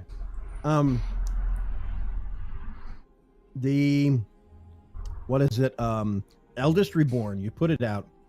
The first counter that goes on it, they discard a creature. Sacrifice Or they creature, sacrifice a creature. Second counter, discard a card. sacrifice a... Yeah, discard a card. And then third, lets you rummage their graveyard and put something out on the battlefield. Yeah. So is Soul Divider was what, an enchantment? A creature. Oh, it's a creature. Okay, Yeah. Soul Divider. So you could have is it a legendary? Nope. Okay, so you could have 2. Yeah, you can have multiples. Yeah. Which means you could let Eldest Reborn go first trigger, second trigger. And then remove both counters off. from it. Yeah. Yeah, I second did first think trigger, about second that. trigger, take them. Yeah. That's rough. Wow. And just continually okay. cycle through step 1 and step 3. Yeah. Okay, that's nasty. I like it. I did have that thought. Huh. I'm seeing potential there. Khaleesi ain't got nothing on Sarkhan. Good point. Okay. So, return target card from your graveyard to your hand for Tamio, Collector of Tales. I find that interesting.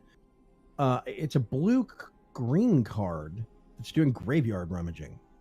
Graveyard fetching. It's a green mechanic. It's just not particularly. Is that a green mechanic? Yeah. You got cards like But Recollect and things like that. But that's for creatures or land, right? Not always. They do have cards that are just like return target permanent card or return target card. Oh, okay. Okay. Yeah, because this is return target card, which is Yeah. anything. Which is really nice because, I mean, that means you could... Oh, God. Wait a minute. I'm reading her +1. Choose a non-land card name. Then reveal the top 4 cards from your library. Put all cards with the chosen name from amongst them into your hand and the rest into your graveyard. Weird. Yeah, so if you had some way of like scrying multiples on like every upkeep. It's got blue, so you could do scrying, that's Yeah. for sure. Or I mean, if you had Demir cards, you could do surveil, right? Yeah, you could do surveil. surveil what's in there, and then you use her +1 to get those. To choose whichever of the cards that you've seen that you want. Right. Dump the rest. That seems hyper specific. Yeah. Yeah, it seems hyper specific. I don't know if I would actually be savvy enough to use that on a regular basis. Okay. Who is that? Ral Storm Conduit next to him? Yeah, Ral Storm Conduit ×2. And then Big Boss. Nick. The one we've all been waiting for. Nicobolus, the Dragon God. It's blue, black, red. Which is, I don't know. It's weird. I mean, it makes sense, but it's weird. Blue, black. Yeah. All black. Nicobolus Dragon God has all loyalty abilities of all other planeswalkers on the battlefield. Yeah. Ouch. I'm imagining him in like a multiplayer commander game and it being very excessive. Yeah. It's not all other planeswalkers you control. It's all other planeswalkers on the battlefield. Yeah. Which means you get the benefits of all the ones that jerk you're playing that actually has his own Super Friends deck. You get all those abilities too. Yep. I mean, this he's gonna be in like so many decks like that just to take advantage of that ability, don't you think? I think so, yeah. Because it's such a planeswalker heavy set, everybody's gonna be like, oh, okay, here's our 1 or 2 copies of Nicobolus. Now we'll build the rest of the deck, you know. +1, you draw a card. Each opponent exiles a card from their hand or a permanent they control. That's rough. -3, destroy target creature or planeswalker. That's even nastier. And then -8, each opponent who doesn't control a legendary creature or planeswalker loses the game. What was that card that destroys any number of planeswalkers? The Elder Spell? Yeah. If you could plus this guy up and then you Elder spell yeah, to kill any number of planeswalkers, you -8 this. If they don't have any planeswalkers or legendary creatures on the battlefield, they lose. Yeah. That's effectively weird. That is super specific and very weird. Initially, I'm like, oh, that sucks. But then I start to think about it. I'm like, how often are we going to see that? Because there's a lot of legendary. This set's lousy with legendary creatures. So yeah, there are a lot of legends, especially because we still have Dominaria in standard as well. Yeah, especially legendary creatures and planeswalkers. It's lousy with planeswalkers. Okay. Yeah, there are many planeswalkers. Yeah. I think Nissa's the only other one we haven't seen. Oh yeah, Nissa, who shakes the world. Yeah. Okay. She shakes the world. She does world shaking things. Forest for mana, add an additional green. Woo. Yeah. So, you think about Nissa and Vivian out on the board. Vivian gives it haste to cast a creature spell. And Nissa has mana ramp passive. That's pretty nasty.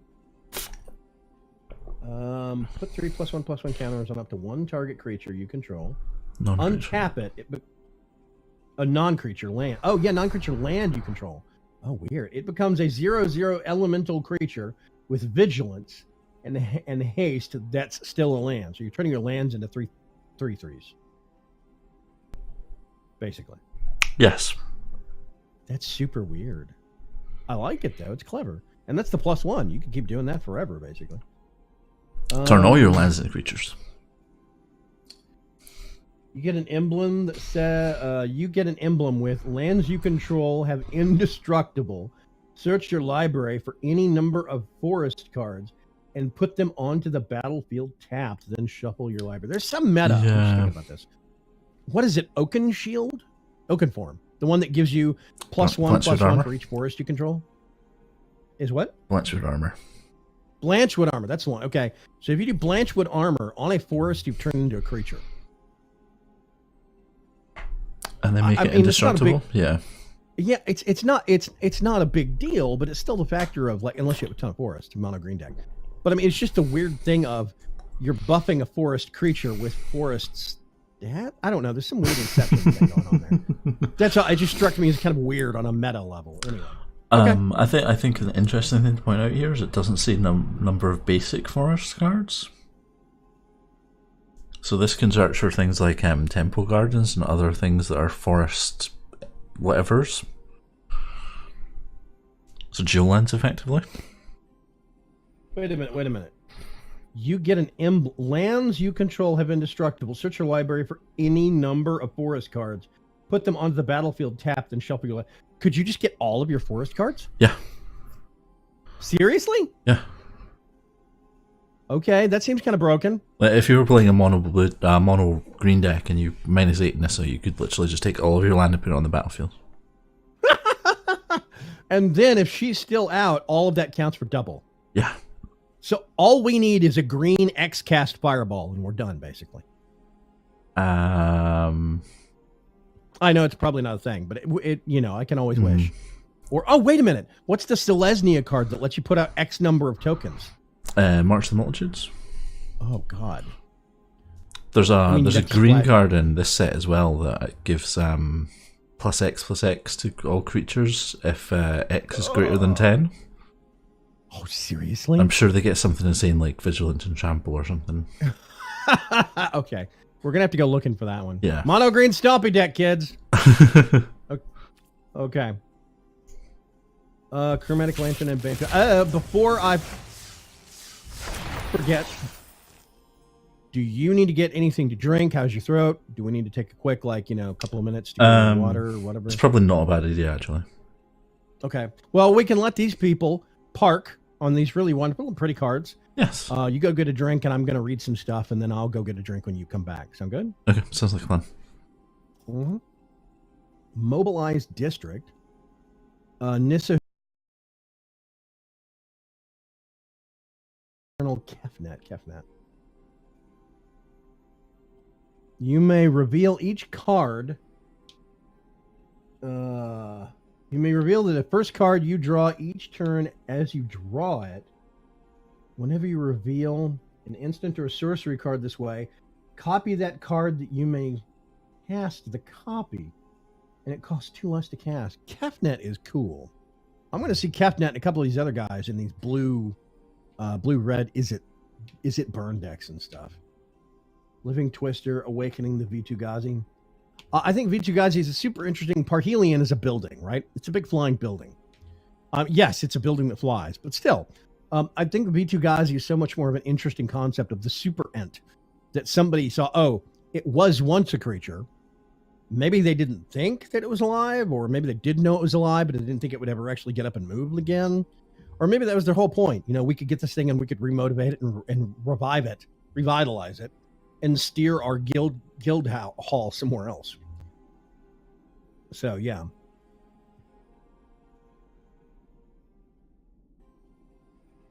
No, he didn't. I'm staying here to talk. He's getting a drink. Hi, Grimtides.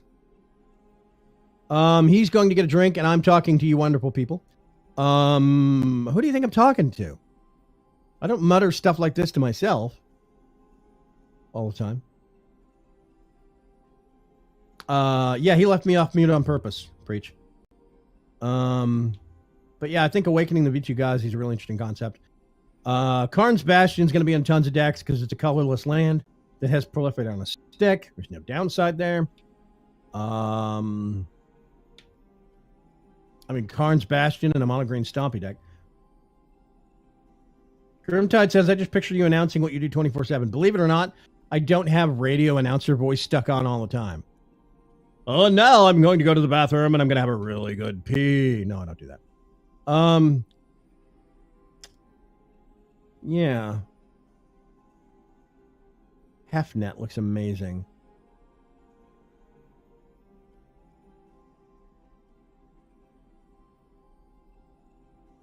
Karn, you could put into a deck. Karn, the Great Creator. You could put that into a deck just to turn off hostile artifacts. Because, it doesn't keep them from being tapped. It just says you can't activate their abilities, tap or not. Which means it basically turns off a lot of stuff unless it's got a passive effect that goes on.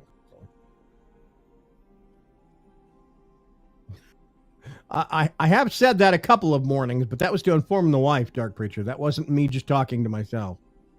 I do not constantly monologue my existence. I do talk to my cat, but not otherwise.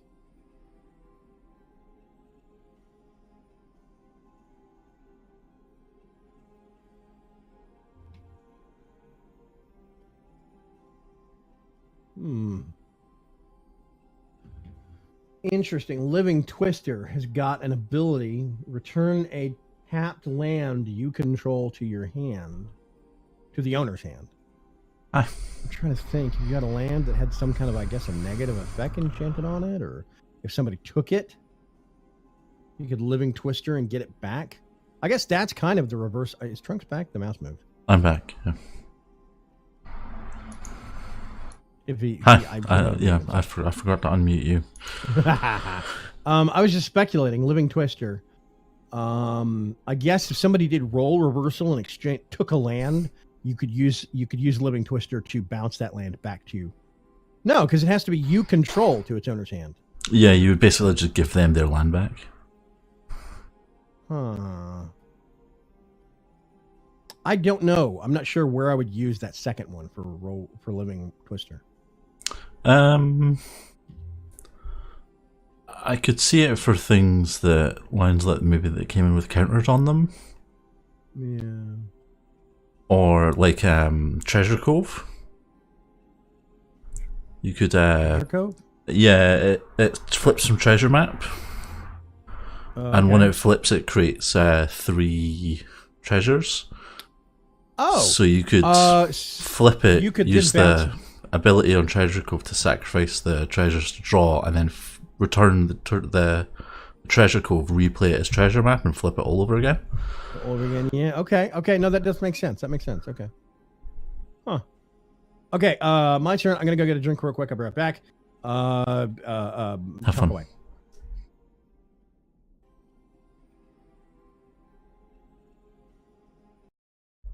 I will mute the Vagrant noises.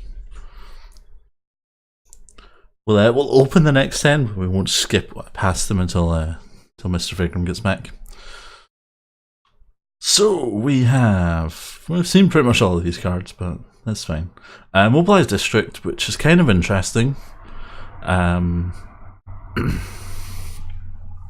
So for 4 mana, it becomes a 3/3 citizen creature with vigilance until end of turn, which is kind of interesting because you can attack with it and then still tap it for mana later. And it costs less to activate for each legendary creature and planeswalker you control. So theoretically, if you control 4, this basically becomes a creature for free. I don't know that it's good though. Awakening of Itugazi is very interesting. Yeah, it's an interesting card. Anything that turns a land into a 9/9 is pretty solidly interesting.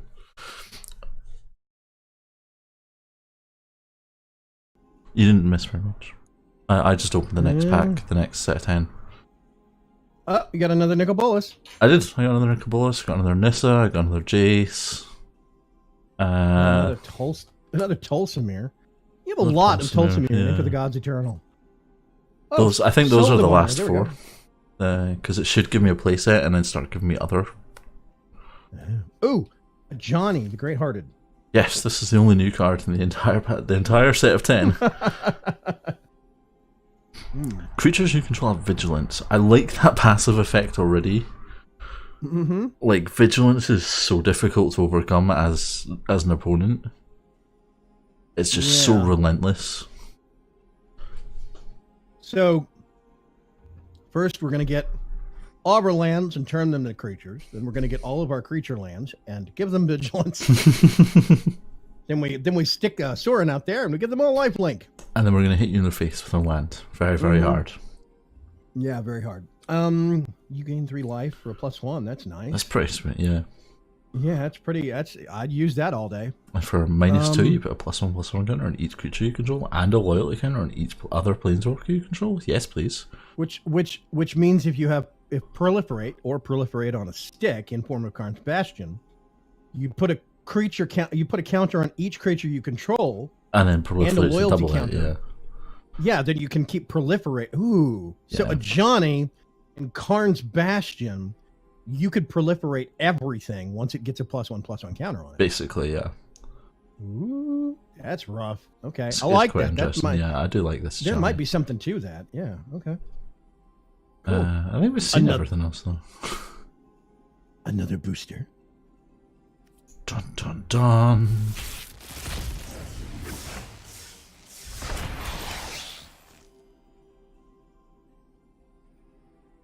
Okay, First wait a minute. Ugin we've seen. Ugin the ineffable. Ineffable, yeah. Yeah, ineffable. He cannot be effed. He can't be effed. Yeah. Yeah, I wouldn't F him, that's for sure. Colorless spells you cast cost 2 less to. Ugh. That's specific. Yeah, I don't think Ugin's been designed for current standard. I do like his +1. Exile the top card of your library face down and look at it. Create a 2/2 colorless spirit creature token. When that token leaves the battlefield, put the exile card in your hand. It's like card and creature advantage at the same time. I think it's really interesting. You don't think you could get Ugin and Karn and kind of play into the whole colorless / artifact thing? It's definitely possible, yeah. Destroy target permanent that's 1 or more colors. Ooh, 1 or more. Yeah. Okay, so it's -3, and you can kill pretty much anything as long as it's not colorless. Yeah, basically, yeah. That is very, very specific. Is that the second commence the end game? It's just the second one we've seen, I think. I think it's the second. It might be the third. The second one? Yeah, okay. Casualties of War, top left. A, I want to point out that's an expensive-ass card. B, let's look at what it does. Choose 1 or more, which means you could pick all of them. One of each, basically. That's why it's so expensive. That's a rough card, man. It's one of those, I'm going to put 4 of those in my deck, but you look at the mana cost and you're not casting that in early game. Yeah, maybe only put 2 of those in my deck. 2 of them in deck, yeah. You got another Tafifi. Tafifi, yeah. Vivian's Arcbow. Vivian's Arcbow. Oh, second of Johnny. Yes, second of Johnny. I think that's our 4th Dreadhorde invasion. I think so. Yeah. Yeah, I think it is. You got two. You got 2. You have, I think, like 3 Vivians now. Yeah, 3 Vivians, 2 Tamios. I think that's our 4th round. Probably. What's your 3rd, Tafifi? Yeah. We're getting there. There's going to be a point, by the way, like 6 months down the road, where me and Trunks are still talking about this, but I have managed to butcher, corrupt, or mangle every single name into something stupid that we're talking. It sounds like we're talking about a completely different game. Yeah, pretty much. Yeah, it's okay. You're not the only one that calls him Tafifi, so.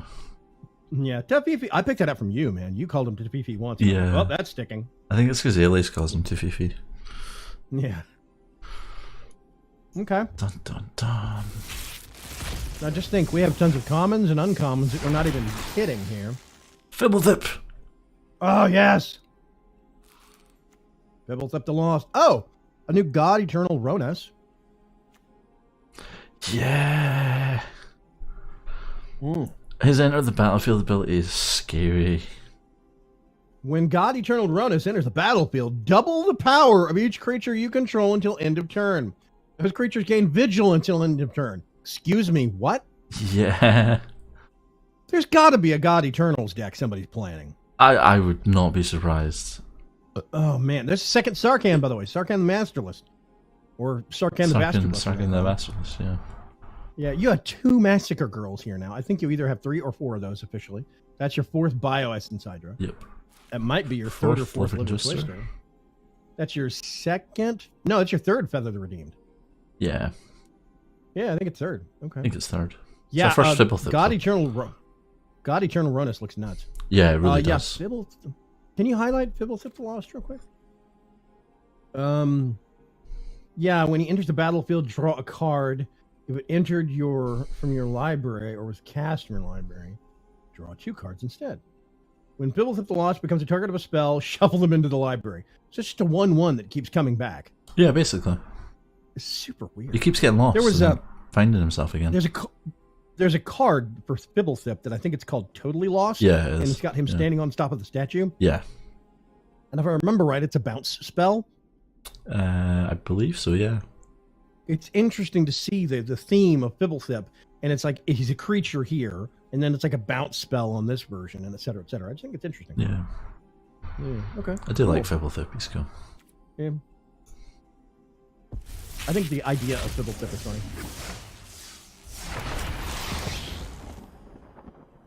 Well, that'll be Okay. our last Elder Spell. This is the card I was Yeah. talking about. Oh, you officially have 3 Nehebs now. Yeah. Oh, Finale of Devastation. Sorcery. Search your library and graveyard for a creature card with converted mana cost X or less. Put it into the battlefield and shuffle your library. X was 10 or more. Creatures you control get +X and gain haste. Holy crap. Yeah.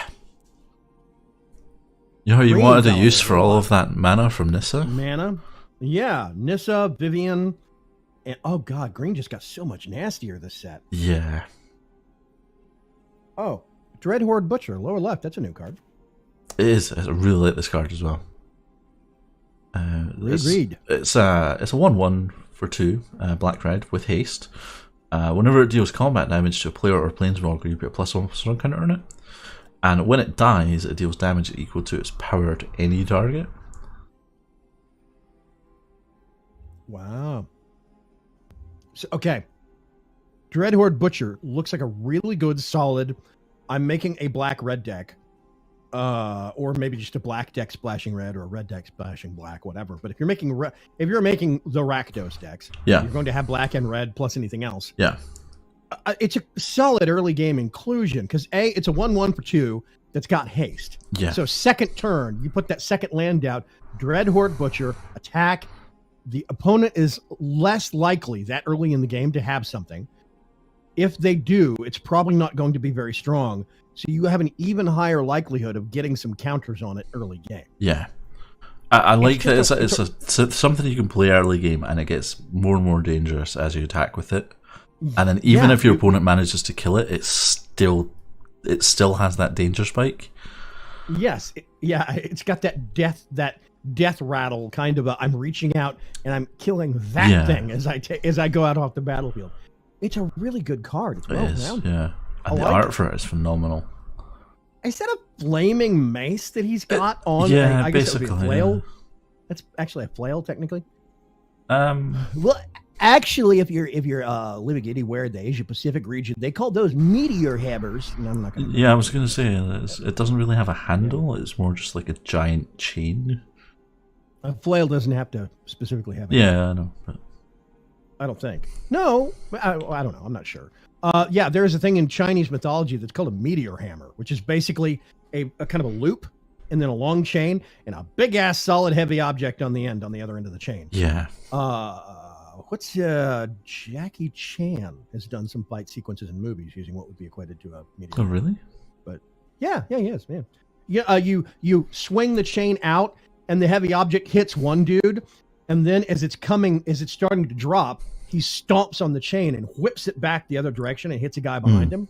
Stuff like that. It's really good. I know fight there sequence. was a fight scene in, was it the first Kill Bill movie that had a meteor hammer in it? The little Asian school kid. Mm-hmm. Yeah, that was an awesome fight scene. I really enjoyed that. Burning meteor hammer makes sense to me. See? Yeah. I mean, why wouldn't you? Yeah. Yeah, Dreadhorde Butcher looks like a really good card. Yeah. And yes, dope artwork as usual. Dope artwork, yeah. The artwork in the set is phenomenal. I keep saying it, Yeah. this is interesting. Oh, wait. That's new. I was about to say, is that new? Finale of I think so. Eternity. Destroy up to 3 target creatures with a toughness X or less. If X is 10 or more, return all creatures cards from your graveyard to the battlefield? Yeah. What? Yeah. Does that mean we could make a green black mana ramp deck and just do really crazy ass crap with it? Potentially, yeah. Okay. Yeah. The finale cycle has some interesting implications. Yeah, no kidding. The white one's hilarious as well. I don't think we have it yet, but It's a mythic? yeah, it's a mythic. Oh, there's the blue one, Finality Revelation. Yes. And the red one, Finale of Promise. Promise, yeah. Hey. Okay. There's a third Krinko, I think. I think third. Finale of Revelation. Yeah. Okay, so Finale of Revelation is draw X cards. X is 10 or more. Shuffle your graveyard into your library. draw X cards, untap up to 5 lands, and you have no maximum hand size for the rest of the game? Yes. Just yes. Wow. So I think the ultimate clause on all these finale cards, you have to get that 10 or more on the mana. Oh, yeah. Which means it's costing you 12 in total. Yeah, that is rough, but I mean, I've had lots of games where I could have done that. Yeah, eventually, yeah. Okay, so what's the next one? The finale to... Finale of Promise. Yeah, there we go.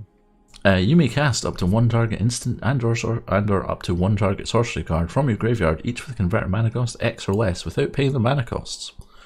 If a card cast this way will be put in your graveyard, this turn exile instead. If X is 10 or more, copy each of those spells twice. You may choose new targets for the copies. Oh my god. Finale of Promise. Yeah, these are nasty cards. Yeah, they are super nasty. Wow. Okay, so you got a... oh, you have 2 Krinkos here. You should have the full play I should set. have the full play set. Yeah, you have your full set of Tefifis and Living Twisters, I think. And the That Hebs. might be your last Blast Zone? I think so. There's 2 single combats. I know you've gotten at least 2 others previously. I like the fault. Okay. Doesn't make a noise. Okay, last 10. Yes, the last 10. Let's go. Then we need to start looking at individual cards.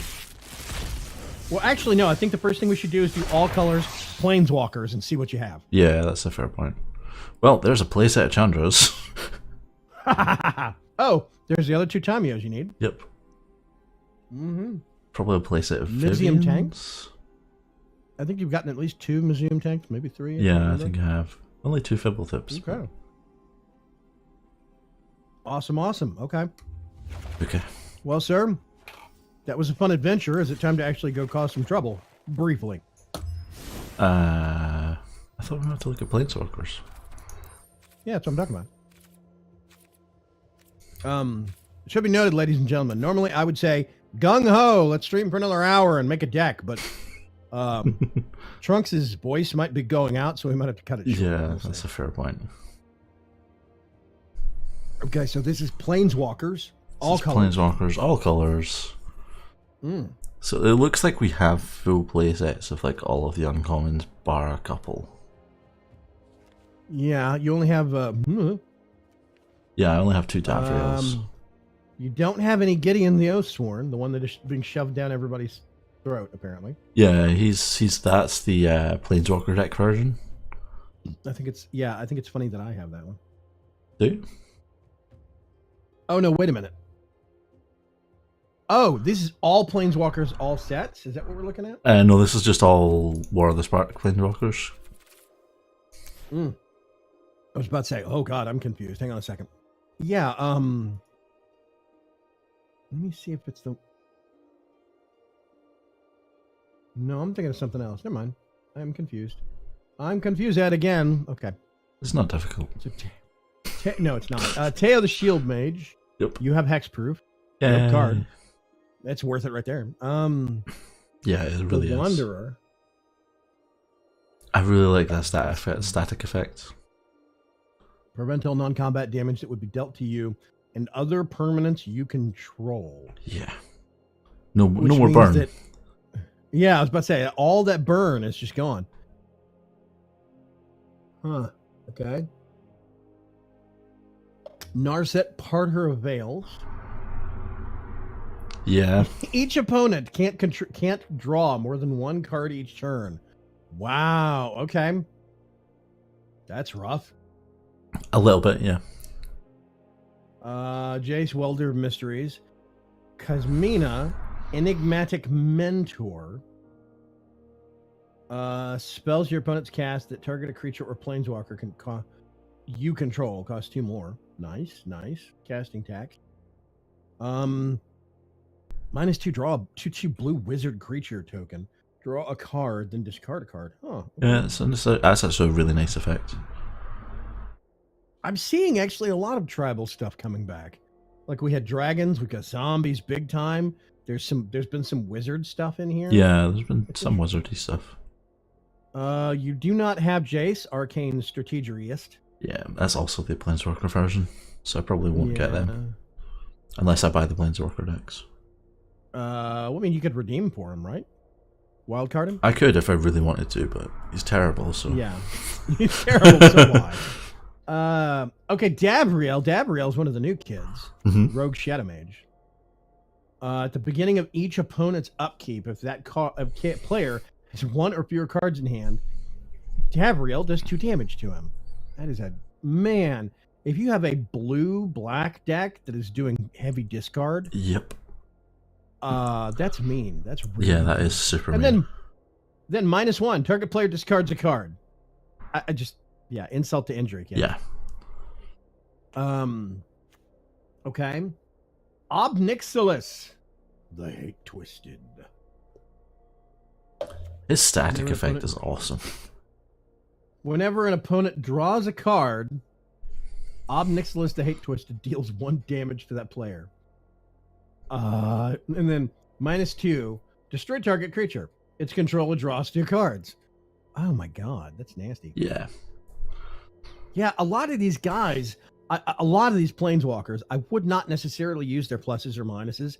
There's a lot of like mid-range ones that you just treat them like an enchantment. You Oh stick them yeah, on you the stick them board on the and field you for the shove passive them- effect and you just forget about them. Yeah, you just shove them off to the corner of the battlefield and leave them over there and Yeah. don't mess with them. Also, I'm super curious how they're going to have to revamp some of the dynamic formatting of the battlefield.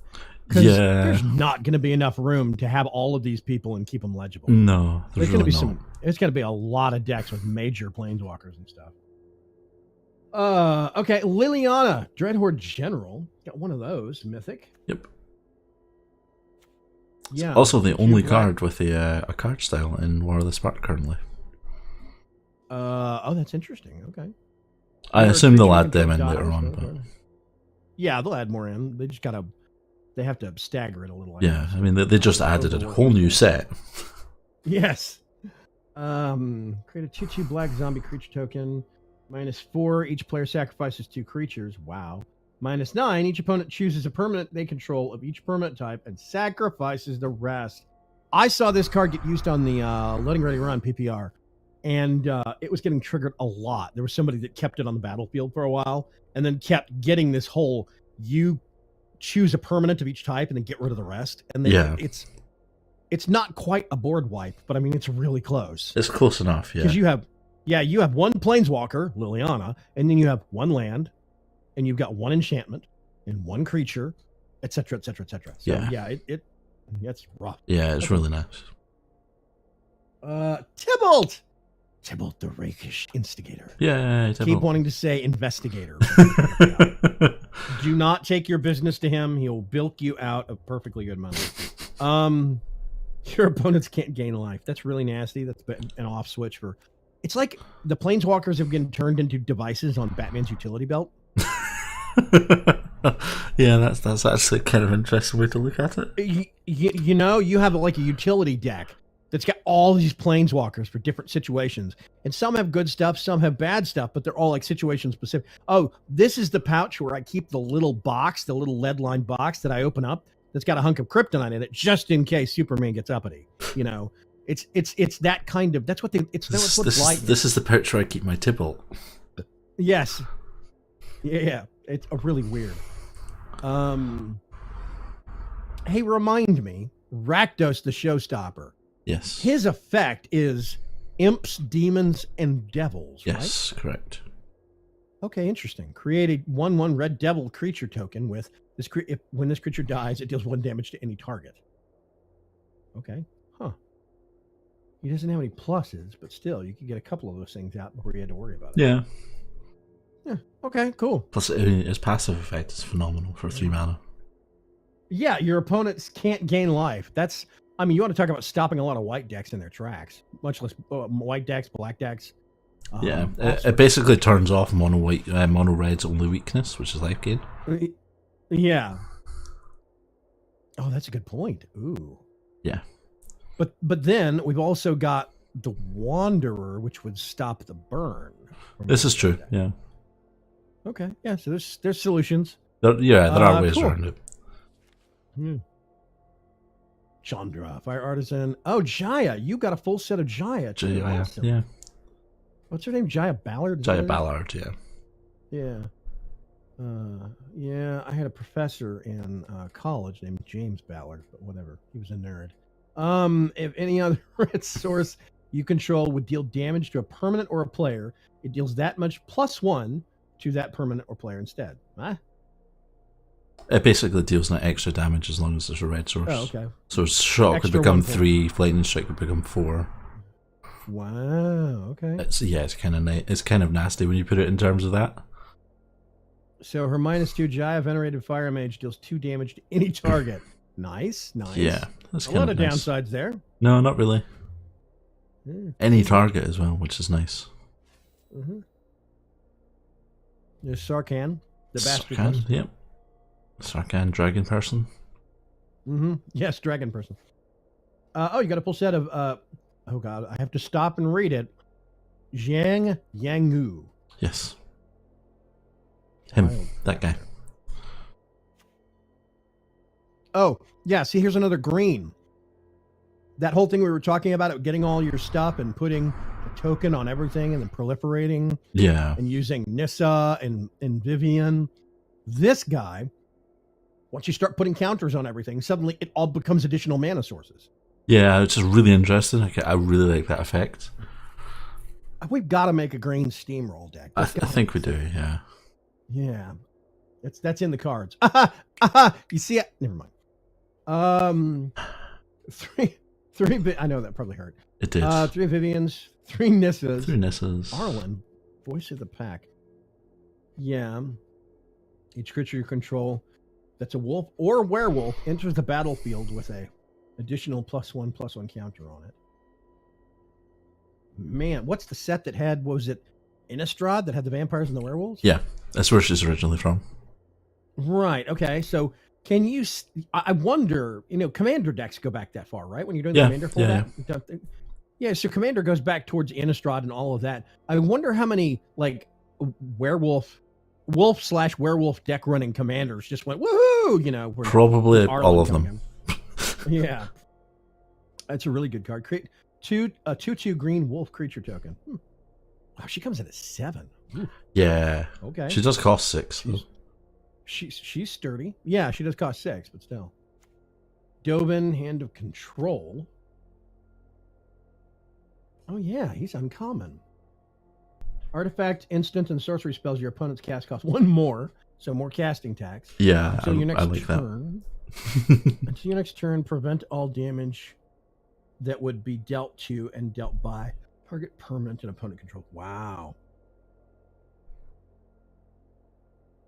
Yeah, so if somebody has something big and beefy, you can just -1 and then they don't deal damage. That's good. That's really good. Yeah, it's spectacular for a-1. Yeah. And it's until your next turn, so it also applies to the opponent's turn, so even if they were to attack. So you do it on your turn, it applies for the rest of your turn, all of their turn, and then it kicks off when your next turn comes around. Yep. Huh.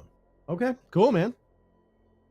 Tafifi. Yeah, you got a full set of Tafifi, Yes. Soren. Oh, hey, Haya, Bane of the Dead. Yay, Kaya. Wow, she has 6 mana for 7. Yeah. Wow. Your opponents and permanents your opponents control with hexproof can be the target of spells and abilities you control as though they didn't have hexproof. Ouch. That's rough. But I really like this incarnation of Gaia. Like, being able to target through hexproof is phenomenal. Yeah. Well, I mean, she did kill off the entire Ghost Council, right? Yeah, which I'm kind of sad about because I really like that card. Damn you, Kaya. -3, exile target creature. Okay. Yeah, it's not really a lot of downsides to that. No. Ashiok Dream Render.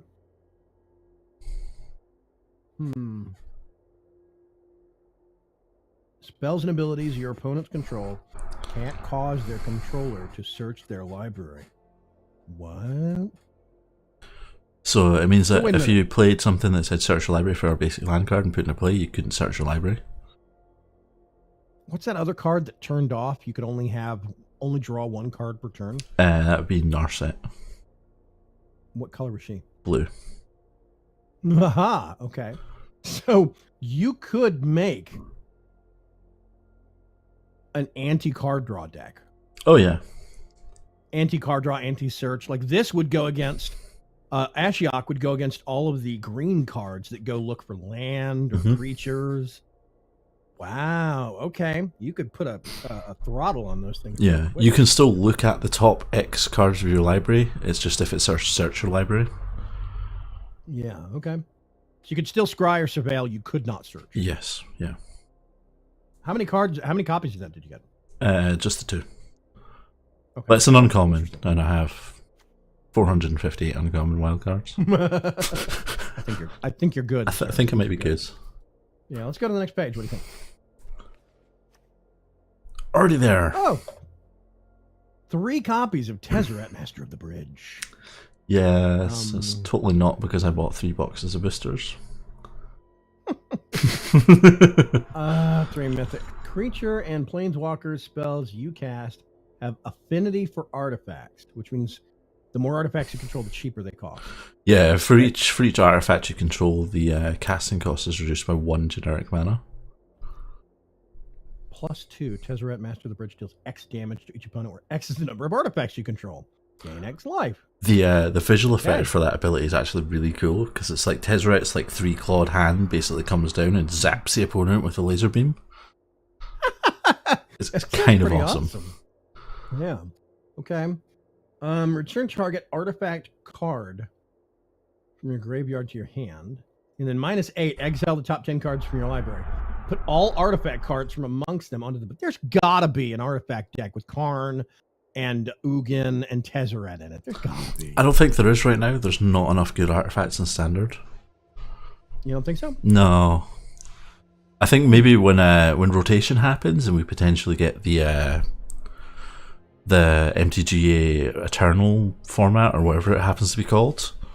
Yeah. And they bring back Kaladesh. Then I could see that being spectacularly broken. So we'll put a pin on that one and come back to it. Yeah. Okay. Saheeli Sublime Artificer. Please read away. So whenever you cast a non-creature spell, create a 1/1 colorless servo artifact creature token. Point of note. Planeswalkers are non-creature spells. Yes, they are. Yeah.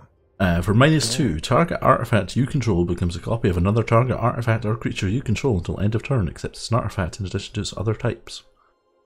A little confusing, but I see where they're going with it. Yeah. I think the -2 ability is super strong. This is one of these cards that I saw pulled in the Loading Ready Run PPR, and somebody had it in a really good deck where they were repeatedly hitting. They had slightly more planeswalkers than some of the other people did. Yeah. So they were playing planeswalker heavy and triggering that Serbo artifact token every time. Yep. And plus the whole target artifact you control, and just turning the servos into things that actually did useful stuff. Yeah. Yes, that's actually what they were doing. Is they would get the Serbo and turn it into something else, and it actually went farther than I thought. Saheeli kept coming up a lot in their playthroughs. Yeah, so I thought that's that was interesting. Really interesting. So, yeah. I didn't rate Saheeli to start with, just because there aren't really artifacts that are super good right now. Right. But I don't know. Maybe that needs revised. I don't know, man. I think there are artifacts that are super good with some of the last stats, but there's a whole bunch of them that are going to rotate out with Ixalan drop. Yeah, that's true. But I mean, there is like Vanquisher's Banner and Helm of the Host and what is it? The Midnight Sun. Now, Midnight Sun would be. Yeah. I mean, Immortal Sun would be Midnight Sun. That's a freaking Pink Floyd album. Immortal Sun would be counterproductive to Saheeli herself, but I mean, still, there are other artifacts. There are select few that are useful. I mean, what is it? Fountain of Renewal gives you 1 life every upkeep. It's not legendary. You can have any number of those out you want to do. It's true. So I'm just spitballing here. So yeah.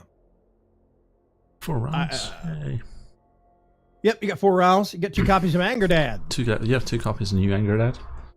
Yeah, a new Anger Dad, Captain of Chaos. Yes. Yeah, I think his -2 is distinctly understated. A mass 2. Yeah. I mean, it's really simple. There's only 2 parts to it. Like it doesn't sound like much, but when you think about it, you're getting a 2/2 with menace. A 2/2 with menace. What do you mean? Oh, when you amass, you're getting a 2/2 that's also going to have menace on it. Yeah. Right. I'm following. Okay. Yeah, I have to catch up for a second there. Yeah. No. I'm honestly, and it is one of these things again where he costs 4 mana. You're basically getting a 4 mana enchantment that happens to be called Angrath. Yeah. That says creatures you control have menace. Yeah. That's pretty good right there. I think for 4 mana. Think that's about it pretty from that good. perspective. Yeah, for 4 mana, I think that everything gets. I mean, if you think about it, when you start stacking that with folks like Soren, it's one of the two, 50-50. With Soren giving everything lifelink and Angrath giving everything menace. I mean, that's powerful. That's statements, pretty yeah. You know, it's lifelink. Everything has menace. Everything has vigilance. You just get a couple of these things and dovetail them together. Just 2 that have blanket statements like that for their statics, and it completely changes the dynamics of combat. Yeah, it turns your Weenie deck into something that's actually threatening. Yeah, it's really nasty. And also, by the way, your enchantment named Angrath also happens to have an amass trigger on it. Yeah, okay, that's cool. True. Yeah. Yeah, I mean, you're going to have Karn's Bastion in your deck to for proliferate on a stick anyway, is what sane person wouldn't. I mean, really, in this set, who would not have Karn's Bastion in their deck if That's they've true. got copies of it? Or at least some other way to proliferate. Right. Proliferate somehow. I do really think that because it's a land card and it's only 4 mana to proliferate for Karn's Bastion, I really think we're going to see a lot of that card. Yeah, I envisage seeing it quite a lot. Yeah. But I mean, even if you don't use the amass that much, even if you trigger it once, maybe twice, you could still get Angrath and put him to the edge of the board for a little while and just use that in Menache. Yeah. So, yeah, a really good card. Vraska. Swarms. Yeah, here we go. Whenever a creature you control with Death Touch deals damage to a player or planeswalker, you put a +1/+1 counter on that creature. Again, and there's overlap in black between those two. If you've got Menace, it means it's harder for stuff to get blocked. Yeah, that's true. With Anger Dad, right? And then you've got Vraska. There's overlap in black, so you'd have a green, red, black deck. And if it's got Death Touch and it deals damage to a player or a planeswalker, then it gets +1/+1 counters, and it just gets worse and worse and worse. So yeah, I mean, I think it's a good card. I think there's potential there. Yeah, I think she has potential. I think it's interesting that they specifically said Death Touch, but then on her -2, create a 1/1 black assassin creature token with Death Touch. And whenever this creature deals damage to a planeswalker, destroy that planeswalker. Yeah, planeswalker Death Touch. Yes. Yay. So they basically made Death Touch plus. Yeah, basically. Which is scary. Yeah, a little bit, yeah. Just a tad. Yeah. Uh-huh. So yeah, it's going to be really, really fun. Domri. That's not a word. Anarch of Bolus. Creatures you control get +1/+0. Which for 3 mana is spectacularly impressive. And it's constant. Everything constantly just gets a +1/+0. Yeah. Always on. Hey. I mean, that plus vigilance or that plus menace or whatever, Yeah. +1, add red or green mana. Creature spells you cast this turn can't be countered. Woof. Oh, wait a minute. What is it? Vivian that gives flash to creature spells? And you could trigger. Can't trigger this during opponent's turns. No. Who was it? There was a green. Wasn't it green that your creatures get flash? Yeah, Vivian. Creatures can be cast. Yeah, Vivian. Yeah. So if you have Vivian out, you're not even using her. If you have Vivian out, sitting there, and then you trigger Domri's +1, you could bring something out during your turn that's not countered, Yep. or flash it out during the opponent's turn. Yeah, in theory, yeah. Now, since you can only trigger this +1, you cannot use it during the opponent's turn. But, Yes. that's still, I mean, that's a lot of flexibility just for two different planeswalkers.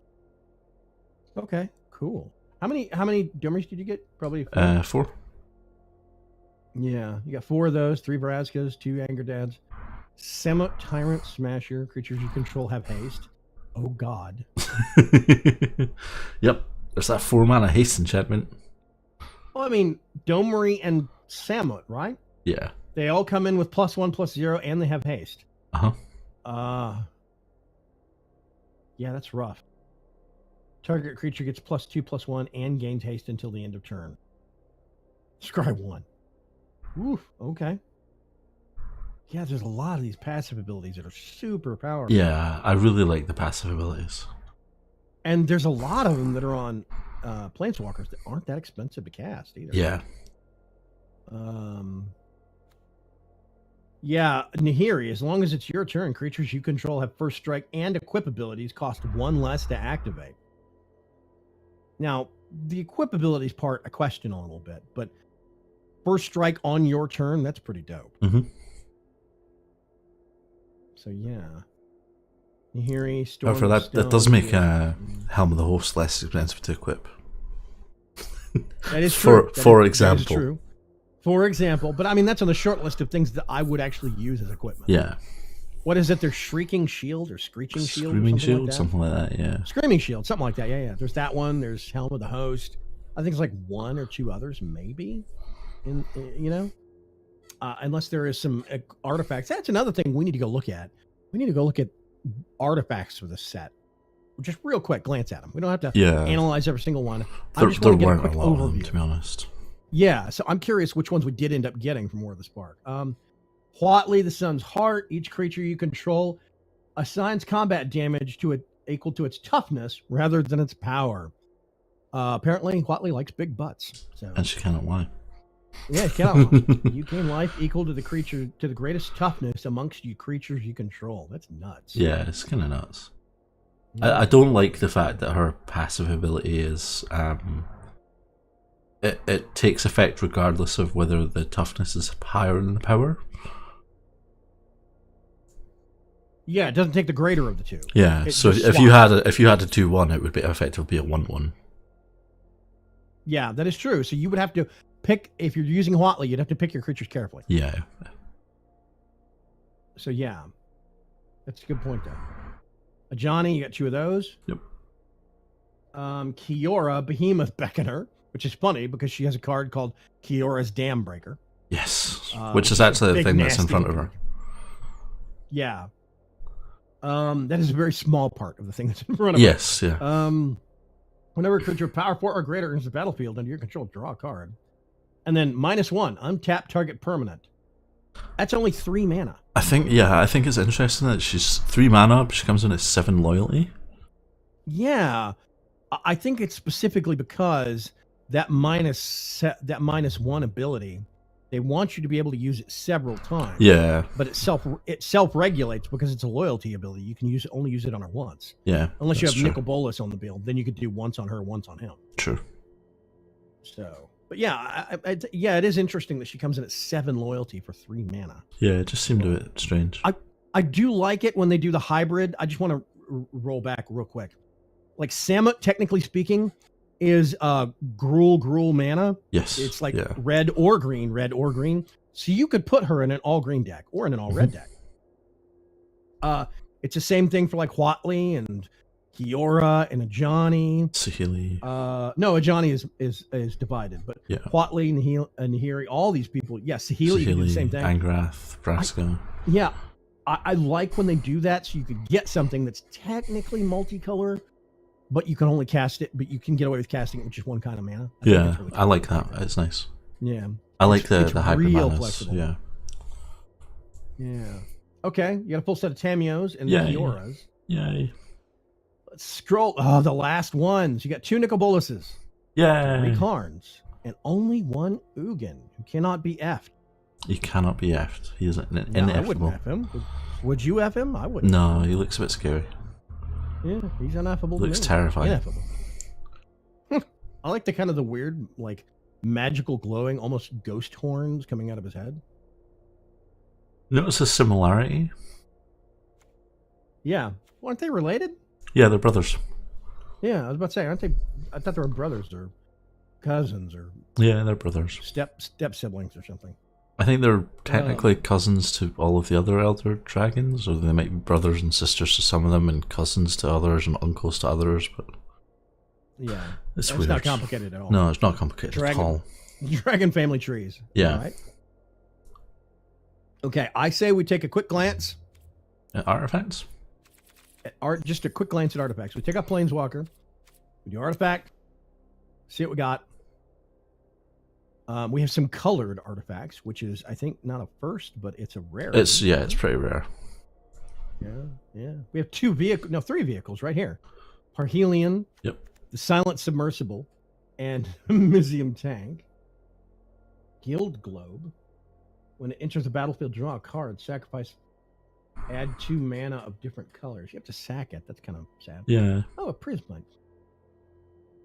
Wow, okay, Prismite has a non-tap mana generating color. You put 2 in, get 1 out of any color. Mana filtering. Yeah, it's nice for mana the filtering. Yeah, the ratio is kind of rough, but still. Mana Geode, tap and add 1 mana of any color. It's nice. Also, scry 1 when it enters. Yeah.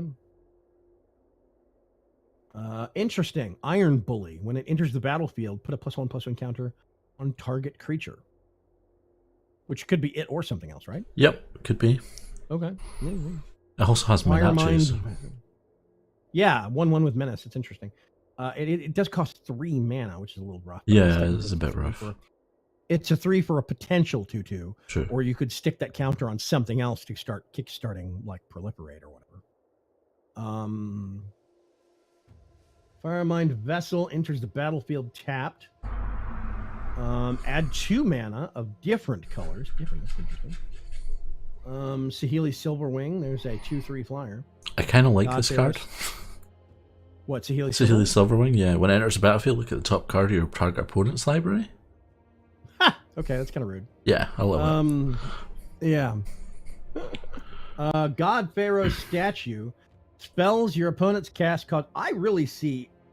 Do you think it's too far-fetched to think that some people are going to start making, like, basically adding some of these tax cards to their decks? Just to, as a bit, because I could see where you're kind of leaning into this whole thing where you think make stuff cheaper for you and more expensive for the opponent. Because there's a lot of it. Would it surprise you if I said I already had a deck designed that revolved around that concept? Not entirely, but that's previous sets, not this one, right? No, it uses this one. I used the untap dot in. Okay. So yeah, I mean, I could see it because it's really, you start making things that your opponent has prohibitively more expensive. Now, God Pharaoh statue, you can only have 1 on the battlefield because of the legendary art. That's true. But still, you have that, and then there was at least one, I think it was a red-blue Planeswalker that had that same kind of tax on it. There's some other stuff from the previous sets that have cards like that on it. Yeah. There's a lot of effects. Mm-hmm. Yeah, okay. Is that all of the artifacts? That is all of the artifacts. Wow, okay. One lone page. I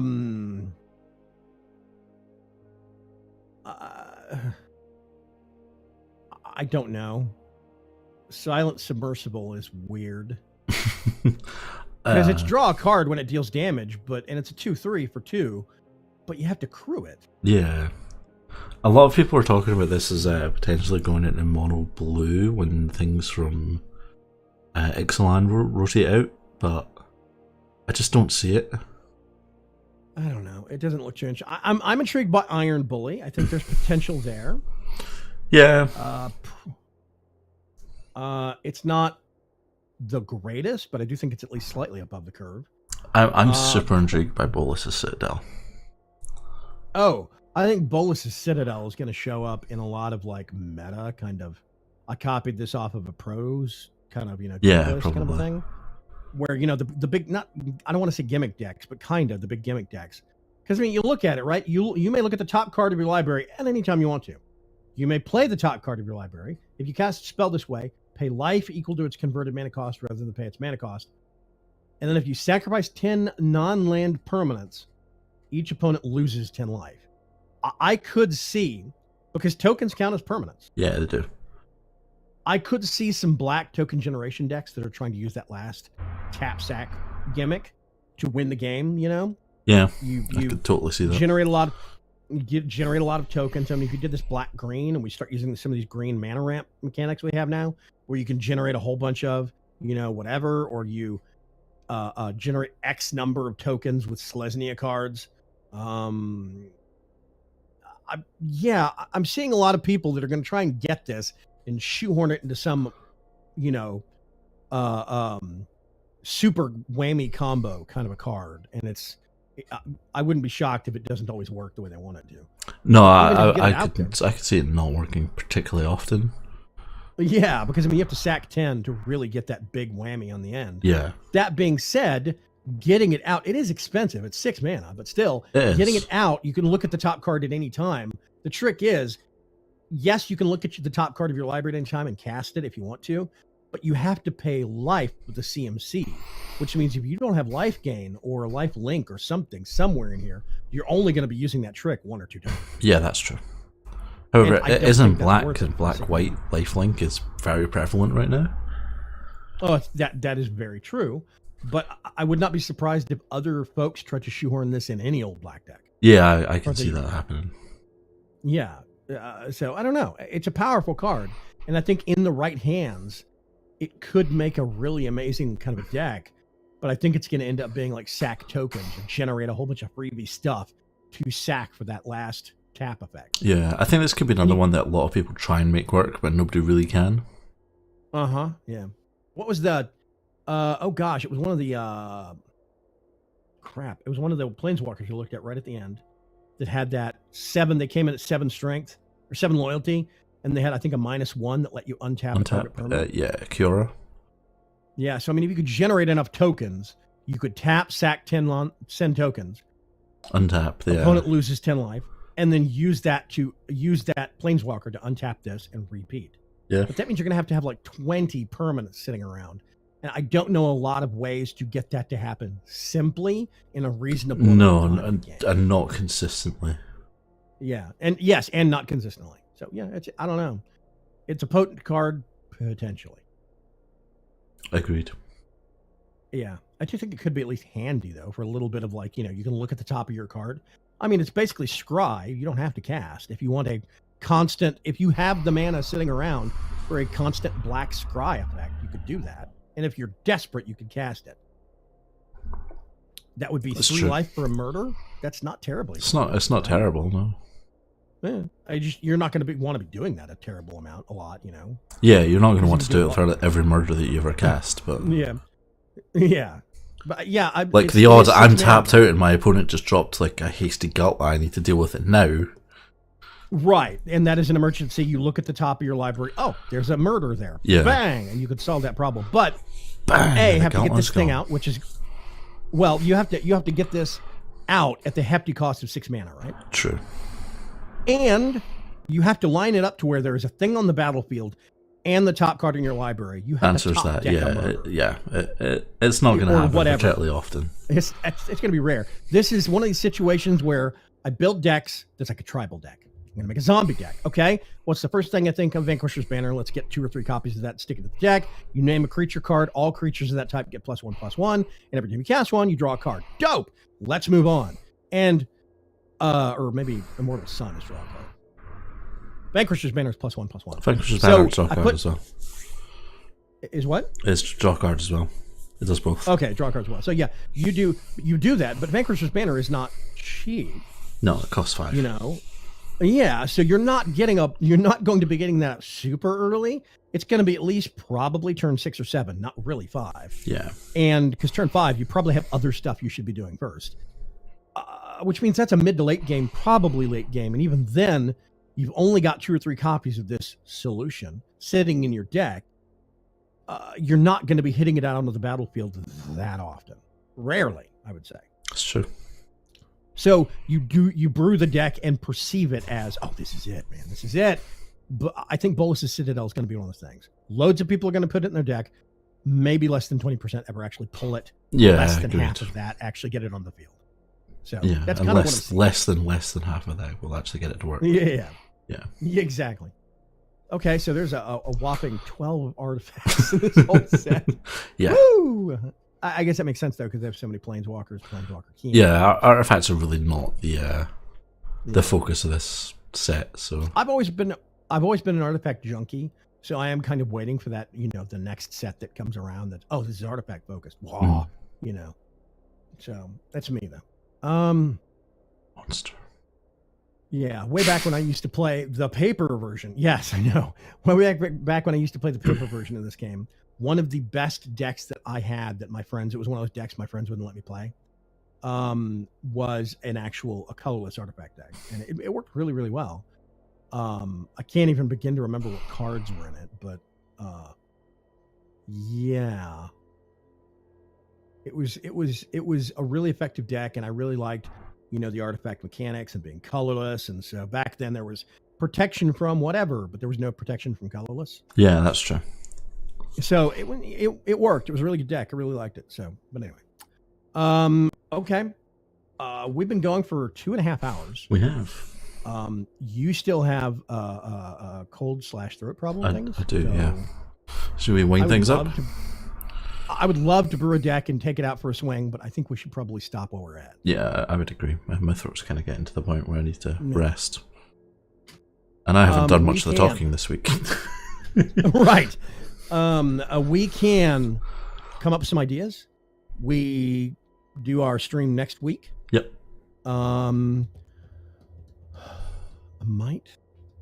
don't know. We'll talk afterwards. Okay. My wife is trying to convince me to take next week off, but I could probably hit like one thing. No, I mean, if you need to take off, then... next time we stream, next week or the week after, next time we stream, we're going to have some deck ideas. We can do some silly things, some serious things.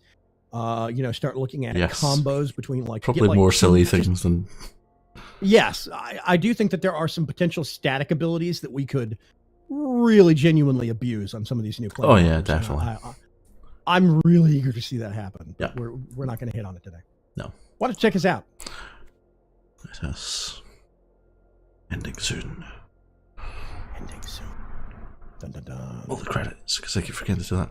Guys, thank you very much for joining me. It has been amazing fun opening all of these packs with you and getting the first look at the new set. I am Trunks9809. I'm Vagram. And we will see you guys maybe next week, maybe the week after. Yeah. Stay tuned on Mr. Trunks Twitter. Twitter.com/Trunks9809 or at Trunks9809. He will have some news one way or another on when, where, and we all know why. So yeah. Awesome. Thanks, man. Thanks, guys.